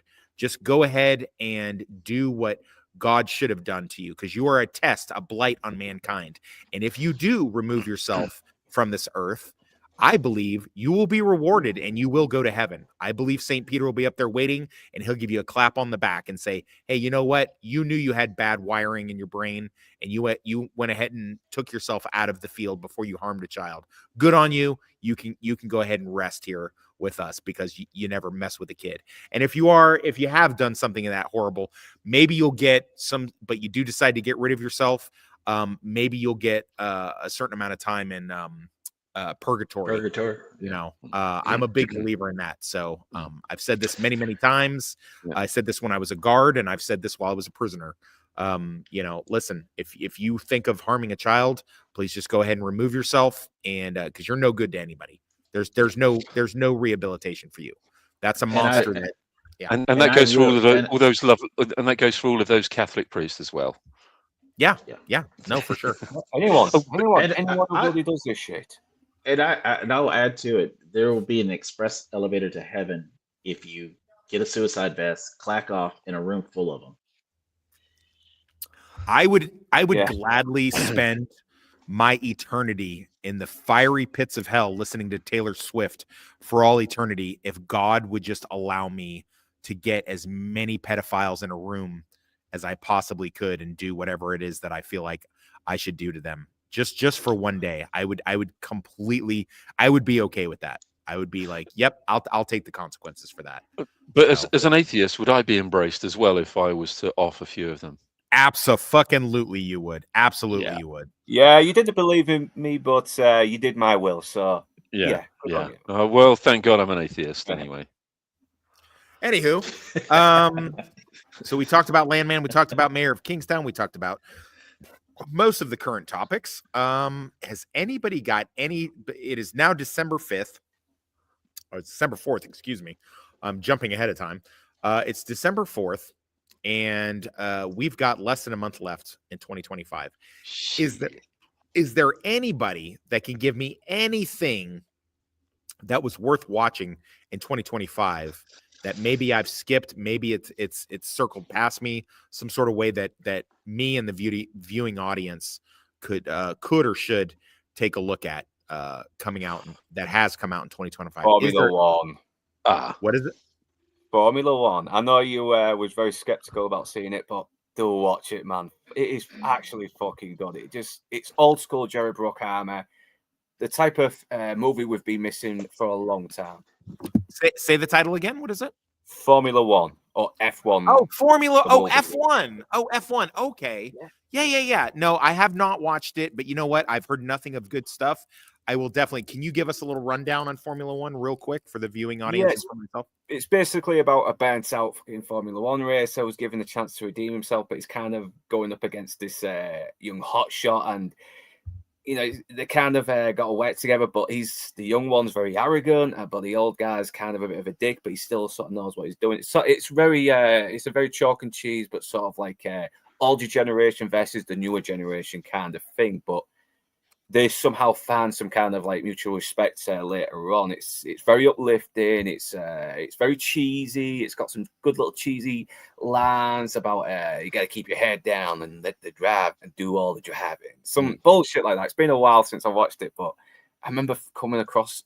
I remember when it finished, I just felt so fucking good. I mean, it just felt very old school. And Brad Pitt this is probably the best thing Brad Pitt has done in a long time as well. Yeah. Same thing for Javier Bardem. And I forgot the name of the actor who is kind of got this rivalry with, but he's really good as well. He's a cocky little shit, but he's still very likable. And it was all shot over here, wasn't it? Yep, and the chases are practical. There's no CGI. Yeah, they are. And it's done by the same guy who's done it. It's the same guy who did Top Gun Maverick. Yeah. So you know what you're getting here. Terrific. Yeah. Well, didn't they film an actual F1 events? Yeah, I think I so. believe they said something to that. The majority of the track stuff, the cockpit stuff, was done over here at Silverstone. I know. So all the actual driving was done at Silverstone. So it was only kind of second unit that was done on track side. Yeah, and they really do emphasize just how stressful it is as well when you got to get them at the pit stops, when you got to get everything ready in a quick amount of time and not make any mistakes. Otherwise, it could cost the driver's life. It's really well done. It's very Hollywoodized, and I know there's some people that have worked on these saying, it's they've taken liberties with the actual reality of it all, but it's still intense and it's still. It's a movie, you know. It's a movie, mate, isn't it? It's a movie. I think, you know, I do get pissed off with people who start saying that kind of thing, you know, because we had Le Mans and we had what was the fucking Paul Newman thing? I can't remember what it was. Grand Prix was it? But so we've had like driving car movies as well as, you know, Days of Thunder and everything. Days of Thunder, and, you know, I mean, there's a suspension of That's a good one, man. Yeah. What was that Matt Damon in what's his name? Batman's film they did together? Was it Ferrari? Oh, did the Ferrari Ford versus Ferrari. Thank you. Hey, who's this? Who's this stranger? Rachel coming in clutch. So we're kind of just right now at this point before we do trivia, Rachel, we're going around the horn, and I'm trying to, as we're into the silly season, which is the last month of the year. I'm racking my brains. I don't know how much you listened to before you jumped on, but I'm racking my brains trying to come up with anything I can recommend. TV has been pretty good, but movie wise, I'm really struggling. Since you just popped on, is there anything that you've seen in 2025 that you could possibly recommend to me or the audience? To be perfectly honest, ever since this came out, this has been my recommendation. F1. You're on board with, okay. Yeah. Well, I gotta watch this right from the off. Yeah, I gotta watch it now. Rebecca Ferguson's in this, right? Or no? Is Rebecca Ferguson? No, it's another one. It looks like her. I thought it was her at first, but it's not. It's not just me then. Okay. All right. Well, fair enough. Yeah, anybody else got anything good to say about F1 Formula? The problem that I got with what you said was that you actually had the caveat at the end, and that was anything that actually came out this year. because I've seen loads of fantastic stuff this year, but none of it has been from 2025. Everything's been from 50 years ago. Yeah, I mean exactly. That's the point, isn't it? It's and Wormy Spoons. We didn't do the quiz yet, buddy. I don't know if you're being a smart ass, maybe you're being cheeky. I like to Carrie Condon. Okay, I don't know who that is, but she does favor Rebecca Ferguson for sure. She's good in this. She is. Yeah. I'm not gonna lie, that Irish accent is doing it for me on there. It really is. I do like me a good Irish accent from a chick. You know, I can. No. After being married to a Patty, after being married to a Patty, that's a complete turn off. Oof. I guess it's just because I went to an Irish Catholic school, and something about those nuns beating the shit out of me on a regular basis is kind of warped my brain. You'll be shutting your mouth now, there, Jimmy. We'll not be listening to any more of your bullshit and your shenanigans. I've got a friend from Northern Ireland, and he has the broadest Northern Irish accent. I mean, even when I speak to him on the phone, you know, he talks to me. Hey, how are you doing? Hey, walking, guy? Yeah, and I'm like, yeah, mate. Yeah, that's great. Yeah, what are you talking about? I'm not fucking saying that, mate. Yeah, so not a clue.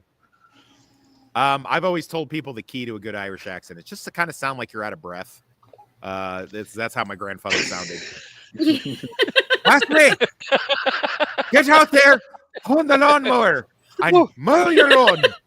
Your poor mother is working her ass off trying to feed your fat arse, you little chubby man. Get out there. It'll do the accent. 60 Hail Marys when you get back. See, your arse is too fat as it is. You're sitting around playing on your Nintendo machine. Get out there. Oh, God. All right. Anybody? So I know the Inside Man, there's nothing in 2025. Nothing. Recommend. Mr. E, did you have anything for us? Any Hail Marys? I enjoyed Frankenstein. I have heard that's good. Guillermo del Toro. Yeah. I loved the setting. It's really good. It's faithful to a certain extent, but it's well acted, well shot. That's a good one. I hate the fact that they had such a limited release in the theaters. I'm assuming they did that so they could get, keep the box office down so they could get nominated for Oscars, so and so. I also couldn't tell you with any real authority on that. I don't know. I don't know what the plan was with that. But I believe you said it earlier. What was the movie that you recommended? I'm going to get to that. I was going to recommend Sinners. Okay. Sinners. I would have recommended Sinners. It was the very end of the movie. I thought that really kind of undid it for me. Yeah, a lot of people say that. I don't know. I don't understand why people say that. Can you explain why is that? You didn't like him shooting white people, or is that that bother you? Or no, I felt like in a sense the villain, the vampires, they just kind of that's just so short. The Klan showed up, shoot them all you want, but that seemed to be the going out. I think it robbed the character.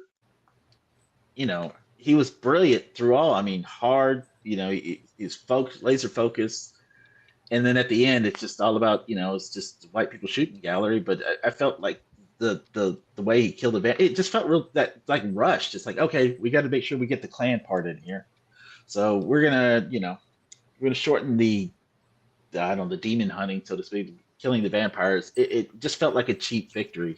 I'm of two minds about it. Me personally, had I been writing it. And I said this on Nadia's stream when we did a big earlier in the year when we talked about it. Had I wrote it, I would have said, I would have had them, the Klan people attack in the midst of the vampires attacking and kind of getting both fucked up and assisting, and then them two groups having to kind of come together in order to, And that's brilliant. Yeah, I would totally agree to that. that right there, I just felt, it felt like they chopped it up. This is the villain, but this is the real villain. I get he's got to worry about that. I don't know. You're absolutely right. It should have been something to that effect. To me, it would have been both an eye opener and, don't get me wrong, I love seeing the boss at the end getting shot, but seeing him get ripped apart by vampires been way cooler. Yeah, I mean, like I said, I'm of two minds. I mean, I can't, but it's not up to me to rewrite but I mean, a lot of the stuff, I mean, it just was a magical movie to me. It's one of those movies that made me forget that I was watching a movie. I liked the whole the magic element of the, I mean, I was married to a Haitian girl, and she was very much into voodoo, but her family was very Christian, and they kind of had that weird melding of the two. And I mean, people think it maybe it's blasphemous to even say this, but I mean, I'm going to say it anyway. The voodoo culture and the Christian Catholic culture are very similar because they both rely on a lot of fucking magic taking place in their shit, a lot more than a lot of other religions that are basically just doctrines. How dare you? And I agree with you on that. I mean, I have a family that's in Northeast Texas and Louisiana, where you've got that Creole, and a lot of Haitian, so to speak, the voodoo magic. It's kind of, it's embroiled in the culture and stuff like that. So to me, that was fascinating. I wish they would have done more with it. And I felt like the movie itself was pretty rushed, certainly. And their original idea to go with the guy that was kind of blacklisted, no pun intended, that played in Creed 3. What's his name? Anthony Jonathan Majors. Jonathan Majors. Yeah. The original idea of him playing like a paternal twin. What? Because I said blacklisted because they're black. Oh no! There he goes again. I'm Michael Jordan. Stop it. Get some help.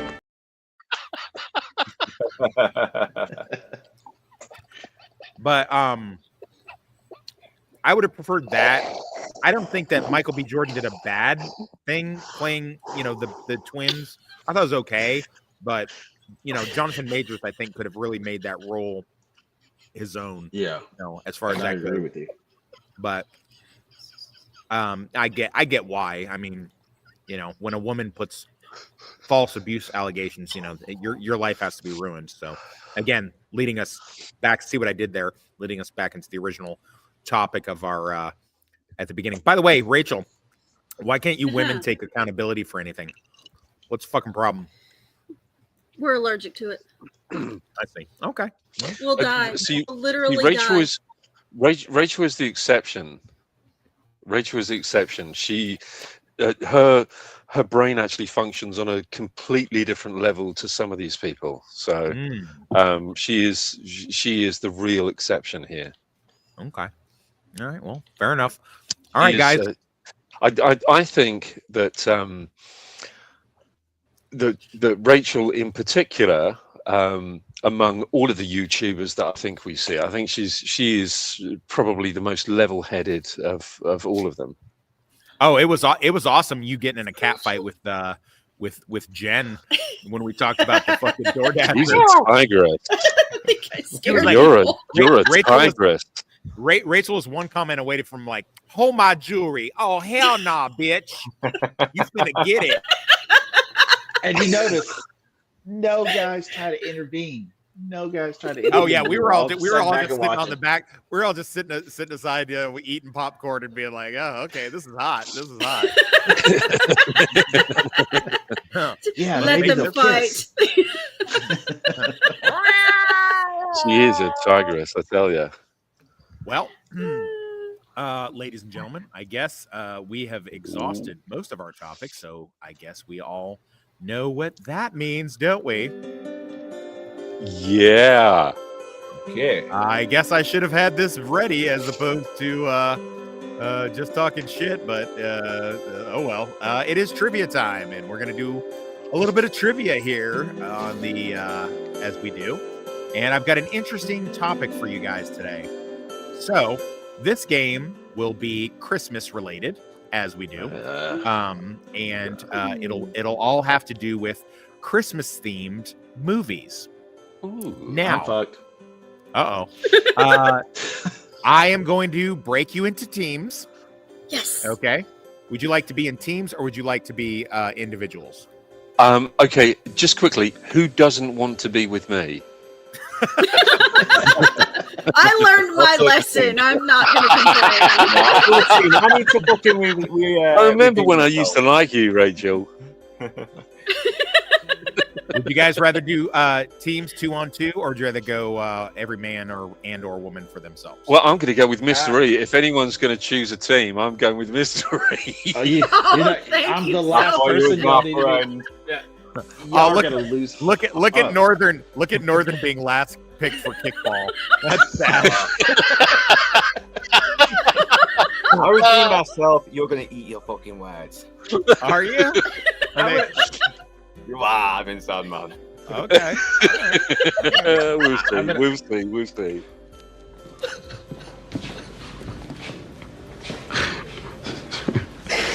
Really?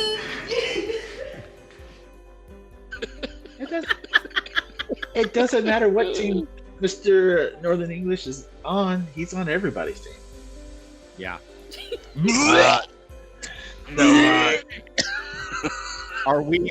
So we are going 2-on-2. So I've got inside man. I've got inside man with Rachel, and I've got Northern. What? No.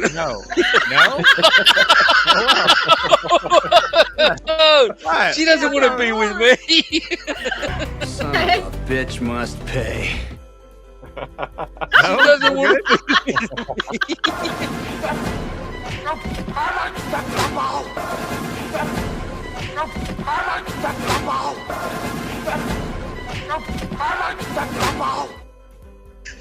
All right, so you guys can't figure it out, so you're all on your own team. We're gonna do it like that. We're gonna go one by one. You can steal the question. You can ask for either a piece of trivia from this movie, or you can ask for a quote, but you can't have both. Ooh. But if you're slick and the other person misses it, you might wind up being able to finagle both. Okay, does that make sense to you? Yeah. Any questions, comments, or concerns before we go forward? I feel like I aimed at one trivia, person. and the second, run that again. What do you? Trivia, yeah. What?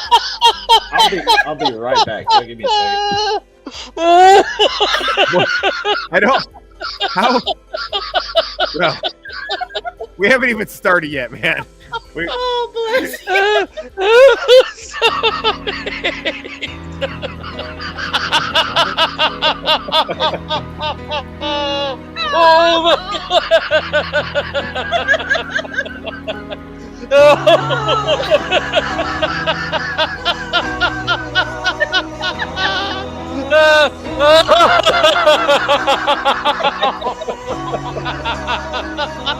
Look.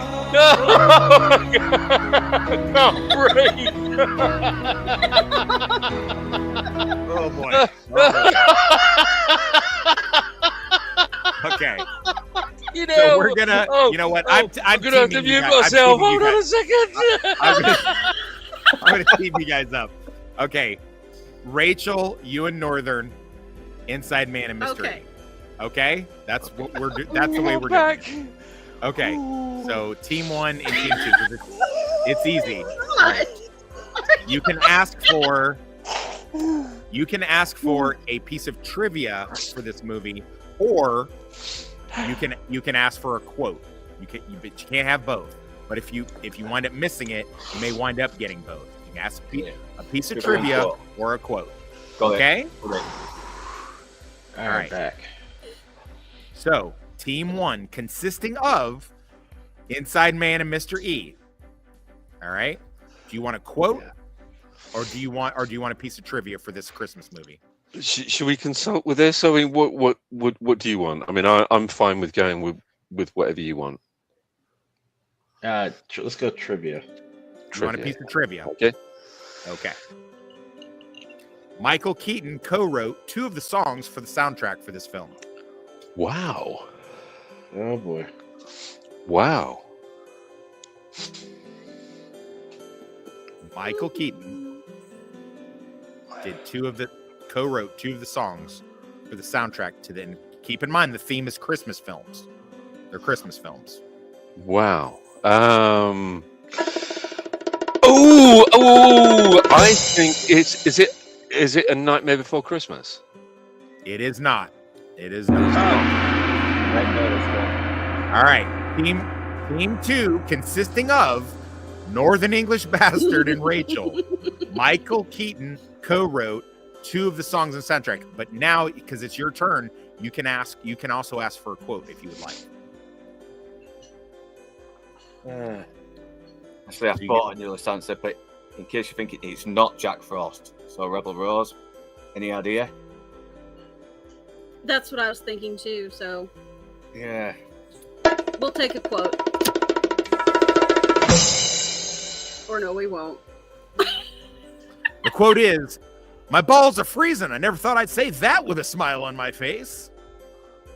Damn. It is. It is Jack Frost.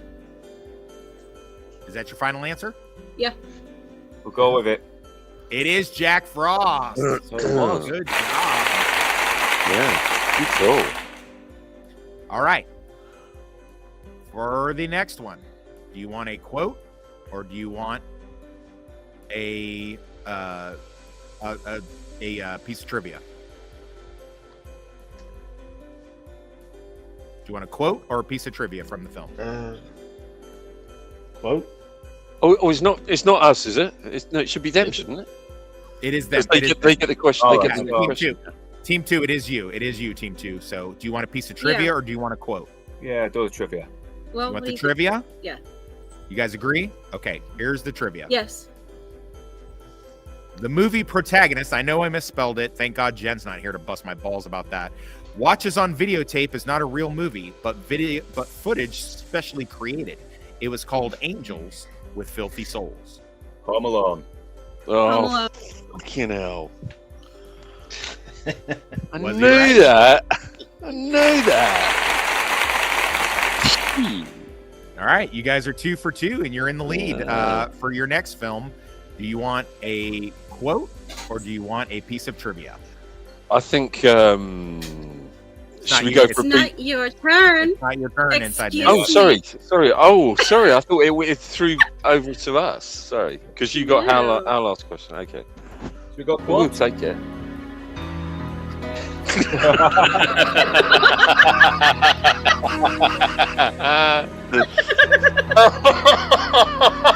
must get a second one. We not. Really sad man could be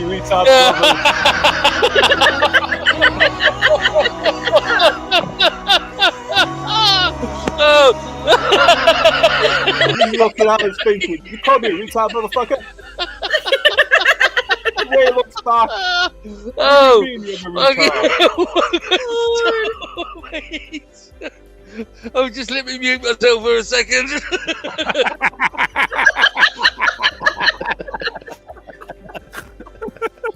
Oh, shit. Okay, so we'll get this shit on the open bar, will ya?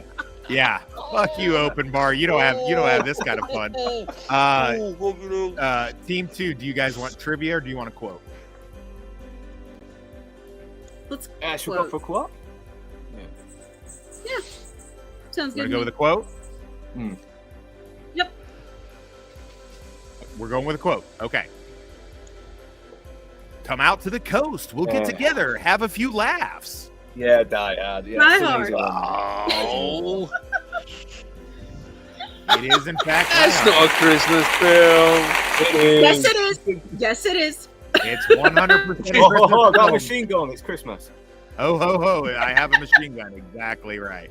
Don't be a sore loser. It is definitely Christmas film. All right. This is what you get for blocking us with all the 70s movies. Yeah, yeah.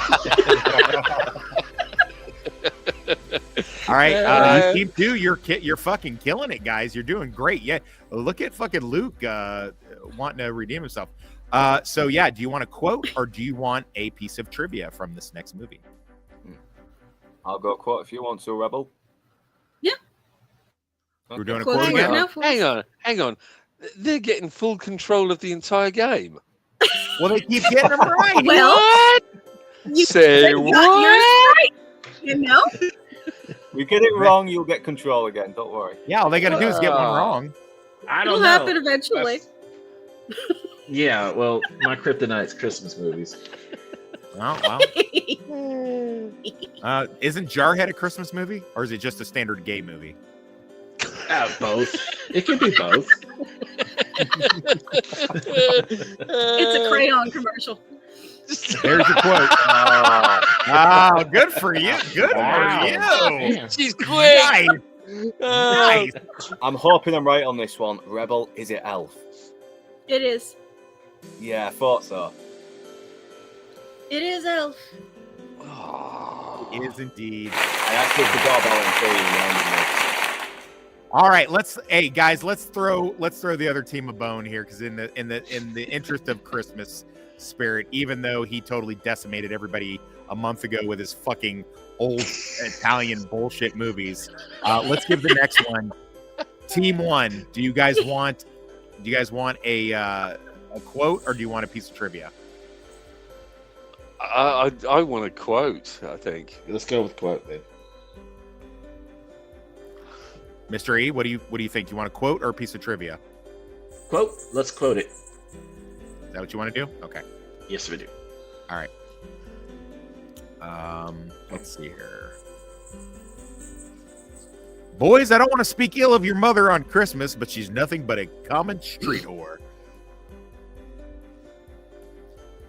Should have went with the trivia, huh? Yeah.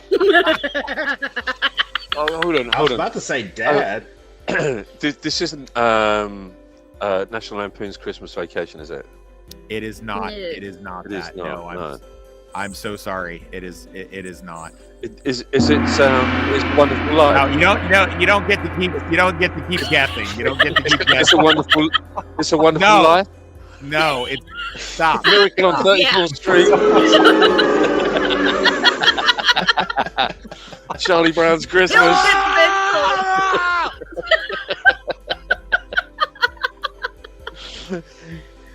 Oh God. No. No, it is not. Okay, so team 2, do you want that same quote again? Do you remember it, or do you want me to pull up the trivia? Pull up the trivia for this one. Yeah, might narrow it down a bit, because it does sound familiar. During the filming of the dinner sequence, Reese Witherspoon was hit in the face with a ceramic plate, required 5 stitches, which delayed the shoot for 3 days. Oh, God. 4 Christmases. It looks like it is 4 Christmases. Yeah, I forgot the name of it. So I'm- thank God you remembered. I've never seen it. In the spirit of Christmas charity, we're gonna go back over to Team 1. Team 1, do you want a quote or do you want a piece of trivia? My mind says quote, but let's go with trivia. Yeah. Let's go with trivia. The line 6:30 p.m. dinner with me, I can't cancel that again, was improvised by the main character. Oh, wouldn't be. It's not Groundhog Day. What was it? It's not Groundhog Day, is it? Is Groundhog Day a Christmas movie? No, it's with the snow. With the snow, isn't there? So. Yeah,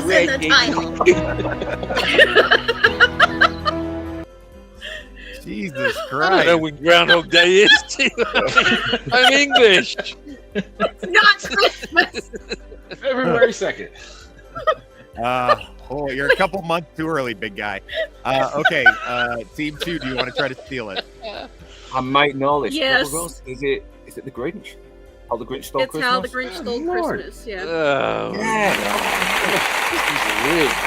I'm telling you, Yeah, it's rigged. Yeah. Can't help that I have more Christmas spirit than you people. All right, Team 1. You do. Team 1. This is your chance to redeem yourselves, guys. No. All right. It's Do you want a looking quote? bleak. Do you want a quote or do you want a piece of trivia? I'm going to leave this up to Mr. E because my calls have been terrible. Quote. You want a quote? Let's go with All quote. Right. Get rid of that. What's that sound? You hear it? It's a funny squeaky sound. Uncle Lewis, you couldn't hear a dump truck driving through a nitroglycerin plant. National Lampoon's Christmas Vacation.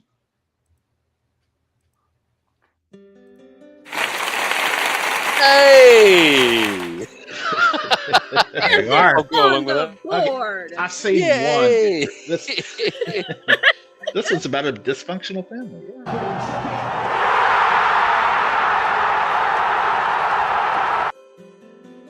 All right, you're in control of the board. You're in control of the board. What do you want? Not you for want long. A quote? You want a quote, or do you want a piece of trivia? Piece of trivia. Yeah, piece of trivia. Piece of trivia you shall have. Here it is. This film is listed in the 2006 Guinness Book of World Records as first all-digital capture film. I don't know what that means. Where all acted parts were done in... Okay, I guess that explains what it means. Okay. Oh, it has to be Polar Express. Yep. And it is Polar Express. Hey. You guys are coming back hard. I love it. All right. I'm here for it. Now we got a fucking game. All right, guys, go again. You want a piece of trivia or you want a quote? I'll go with Mr. E. Whatever you want. Quote? Yeah, flip a Quote coin. it is. Yeah, quote. Yeah, quote it is. Yeah? All right. There you go. You're not really my type. Well, you're not really my type either. Should have went with the trivia. Yeah. Ooh. Oh. Right. Right. Part of this takes place in Christmas, so it's not necessarily a Christmas movie, and I think it might be When Harry Met Sally. It is not. And It is not. I think it might Harry not Met be Sally- When Harry Met Sally. Fucking hell. When Harry Met Sally is definitely not a Christmas movie. I don't even No, know. but it, what part of it kind does time take you're place on in right now. Christmas. Yeah, but you know, it's kind of It an takes all place year. in New Year's. It takes place in a lot of different times. Yeah, I- well, you know, they have a Christmas tree. Hey, don't put that. That was what I was guessing too. Retarded?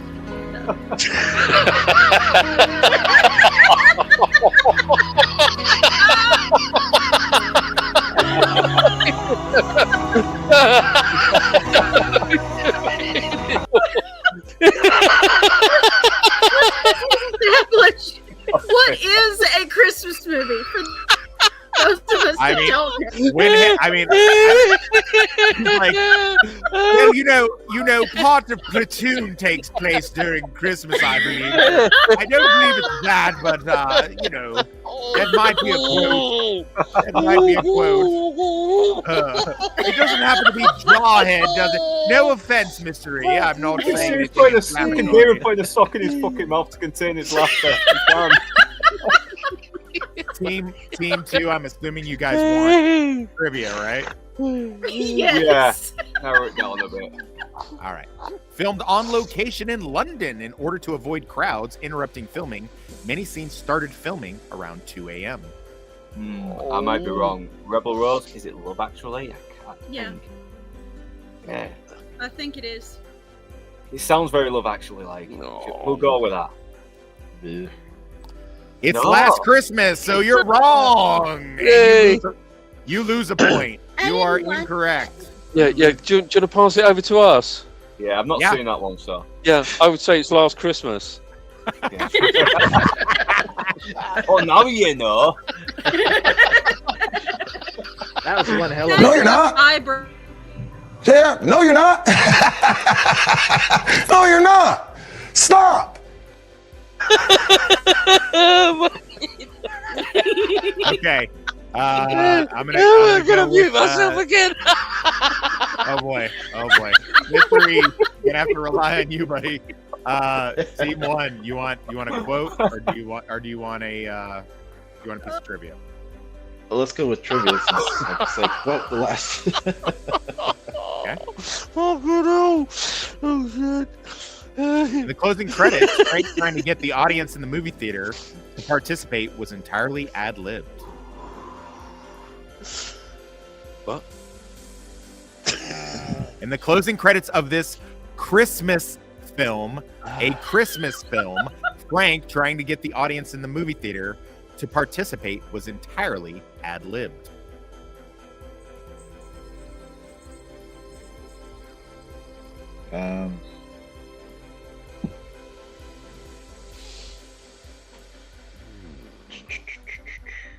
I'm giving you guys all the grace I can possibly give you here. Well, okay, yeah. Okay. Team 2, do you want a quote or you just want to stick with this and answer the question? Yeah, go for the quote. Okay. By the way, it is in fact not Wolf of Wall Street. Good guess there, one.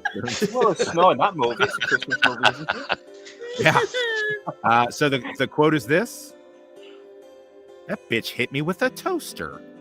Oh my god! I don't think I got this one. I probably will end up knowing it, but it's not ringing any bells. Rebel? No, it's really not. No.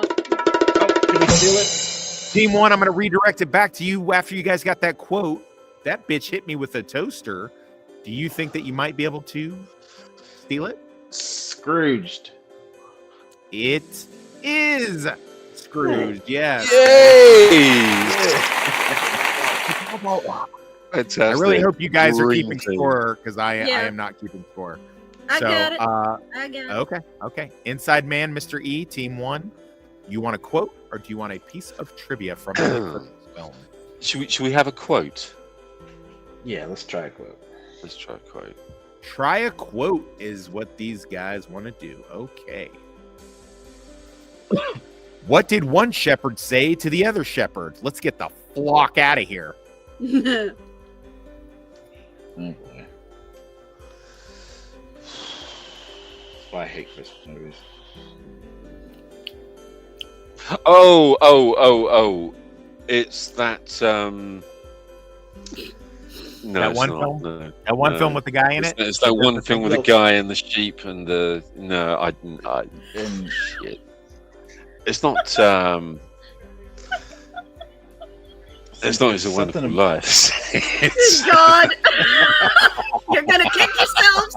You're gonna kick yourselves when you. I think. All right. I think it's no. Seriously, my actual guess is something like I've forgotten. Never mind. It's that thing, that movie, that movie that Rachel was just about to say. All right. Team 2, do you want a piece of trivia or do you want to stick with what we got? Oh, let's just take the trivia. I know what it is, Yeah. but take the trivia anyway. Legendary stuntman Dar Robinson. Oh shit! Was killed in a motorcycle accident. I Shortly after knew. photography was filmed on this project. No. Please say you know this one, Rebel. Please. Lethal Weapon. Weapon. Now All right, you're and we'll- kicking yourself, aren't you? We should have taken trivia. Yep. With that, what is you guys' subjective score? What is your collective scores? What have you guys got, Team 1? I think we got 7. Team 1 12? has 3. 7. No. And Team 2 has 6. 2, 3. So That's because y'all's were worth 2 points. No, Right. that's not That's it it. at all. You sit on a throne of lies, my friend. You sit on a throne of lies. Oh God. But that's great job, guys. You guys kicked out some. This was a little harder to put No, they were together. good. I keep having That to was really come up with good. like stuff that will both be effective, but at the same time, you guys can navigate. And you're doing really, really well. That was really good. That was a really good quiz, actually. Yeah. Really good. Sorry, forgot about chat, that. Wormy Spoons. I'm not ignoring you. It's just the fact that I'm worried you're going to give away the answer, so that's why I don't. I don't Pop think we that need in to there. worry. Wow, look how cocky she's getting, huh? Yeah. One Inside one- Man. one scrap. What have we got for appearances and/or projects you got coming up? Absolutely nothing. which is unfortunate because I will get you on nobody something, man. loves Don't worry. me.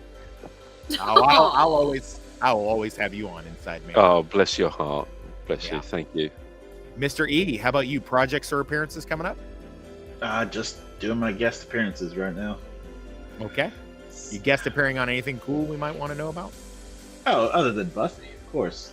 Everybody keeps Oh, yeah, Buffy. Yeah, I heard you're on that Buffy thing. Yeah, I heard that's a pretty cool show. Heard that's pretty awesome. Yep. Pretty awesome host. Especially. Yeah. What's his name, Mr. E? Yeah. That guy with the bad foot? Oh no, that's Critter. Okay. Yeah, that's right. You'll be back. Rebel, Rachel, what have you got appearances and/or projects coming up you'd like to plug at this time? Well, I'm on the Nielsen rating every Tuesday. I'm here just about every Thursday. Yeah, it's been great having And you as a consistent guest. Somebody has to come on and win these games, don't they? Yeah, get out of here. Yikes. Somebody has to remember the rules and know when Christmas is. And she's humble as well. So yeah, I love your humility. I know. Okay, fair play. How about you, Northern? I know you got a few things cooking. Yeah, I'm doing Batman Returns tomorrow. I think you're going to be on it. Nice. Yeah, and I think Eclectic Goat's going to be on there as well. I'm hoping Kung Fu Hot Dog can make it, but we'll see. That would be a hell of a show. That would be a hell of a show. Yep. I know he's a very likable guy, and I know he's going through some stuff at the moment. And if you can't make it, no problem. And I am trying to see if I can get Stranger Things season 5, volume 1 done sometime this week. If not, I might do a quick little solo live stream, get my thoughts out on it, and next week is usual, probably Losers Lounge with Blue Collar Loser one day of some movie we don't know yet, obviously with Nielsen ratings on the 10th to discuss that Hugh Louise, if I'm pronouncing that fucking show right, but it's a good show, and I do want to talk about it because I didn't get a chance to last time. All right. And I think next week is Kiss Kiss Bang Bang. Obviously, I want you on there. Lord of Toxicity. Nice. And, anyone else that wants to jump on, let me know. I'd love to, mate, if that's okay. Yeah. If there's room, I would really love to, mate. Thank you. Me too. No. Mr. E, did you? Oh. Yes. I love that movie. Just like I'll that, have you on. your panel's full. I was gonna have Kiss Kiss Bang Bang as one of the trivia, but I couldn't find any trivia and I couldn't find any quote that wouldn't instantly give that fucking movie away because it's so iconic. There's so many good ones. There's so many good quotes.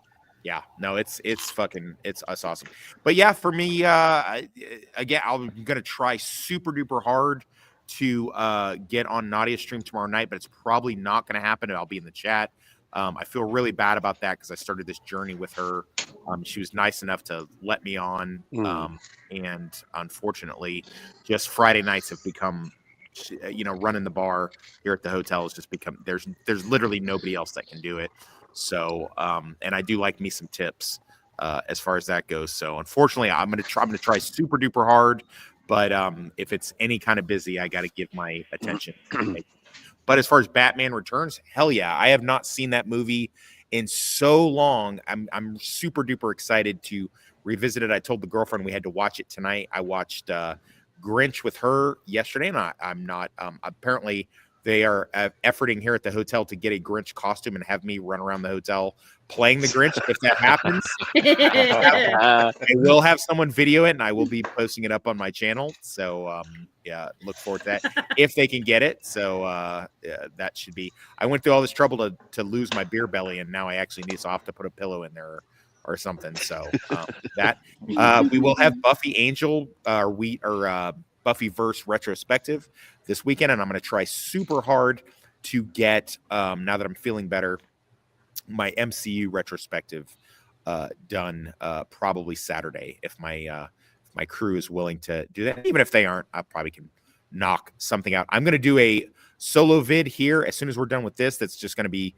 posted up on my channel about masculinity and the fact that it is not toxic, with a little bit of the stuff that you saw today in the earlier clips. I'm going to kind of hodgepodge them together and put it to some stuff, and maybe even say a few things, but most of the stuff just doesn't even need to be said. But I did promise to have an interesting outro, and we have talked on previous streams about the Irish goodbye, and since the Irish did come up a little bit, I thought, what better way to do a goodbye than to have a little clip from the Losers Lounge where we discuss the Irish goodbye. And if you want to see it in full total, you can go to Blue Collar Losers channel and look at our retrospective review of Gross Point Blank, in which Enzo, Northern English Bastard, and in no small part Blue Collar Loser speak about the Irish goodbye. And we are not going to Irish goodbye you here because I've prefaced it, but you will get a bit of it in this clip. So I hope you enjoy it and stay toxic.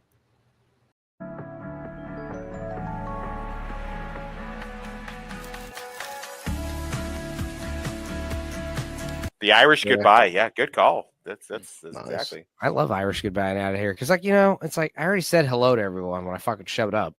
Right. I expect me to say hello, goodbye to everybody. Yeah, no, I just dip out. I'll tell one person. I'll be like, tell everyone I left. Bye. Get out. Yeah, I just skate out of there like like when I get somebody pregnant, same thing. I just leave. Because who wants to stick around for that? That's ridiculous. I'm pregnant. Makes sense. Bigger than me. I'm still carrying you inside me. I don't even know you. What are you talking about? You're all over my underwear right now. It's messy. Jesus Christ. I still have your cum in me right now. Yeah, it's leaving a fucking trail. Yeah, I have a snail trail of your toxic fluid. Look, as you're talking to me, a little bit of you fell out of me just now. Well, I have bad news for you, honey. One, I'm not taking care of the kid, and two, you probably have chlamydia because I'm a carrier. Got him. The cloud strikes again. Patient zero. You asshole. I gotta fucking clean my computer monitor now. Fucking dick. That's what she said. I gotta fucking clean the iMac now. You got it all over my iMac. Ew. Oh God. Bro, it's like that Dave Chappelle joke. Like, don't tell me when to come. Tell me where to come. It's like, oh, come on top of the computer. You're such an asshole, Lord of That's the real Toxicity. right Now it burns when I pee every time. You're a psychopath. You're okay. That was actually this is her talking to you. Yeah, that was my ex-wife's wedding vows. So like the Look, couple I'm not going to take care of your kid. And you have some kind of anti, fucking biotic resistant strain of the clap. You're like, you're a psychopath. We'll wait and see what color it is, and if it's you're a monster, me, we'll give it a go. Well, the problem is I banged a lot of black chicks, so that's the problem too. Look, I'm out here. What's my taste for it? Come. See that? It's a weird problem to have. Yeah, bless you. I'm actually cleaning my fucking screen. I had to he had to take his jizz towel and clean his whiskey up. He's like, it was a fucking why weapon. is this? Now he got cum all over his computer. Yeah, he's like, why is this towel so hard? I've washed it like 20 times. You can never wash it out. Use a crusty old sock to clean this whiskey off of my computer because of you, West. It's all your fault. God damn it! Don't feel bad. Don't feel bad, Chris, because when I have jizz on a towel, I have to use a petrified rag to clean this computer because it's all I have. I burn holes through the towels. It looks like cigarette burns.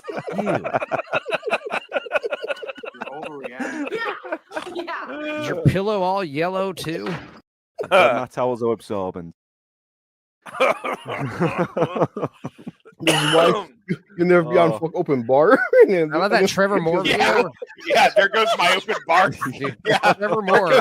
There goes my open bar. Trevor Moore doing the ShamWow for cum towels. Remember that commercial?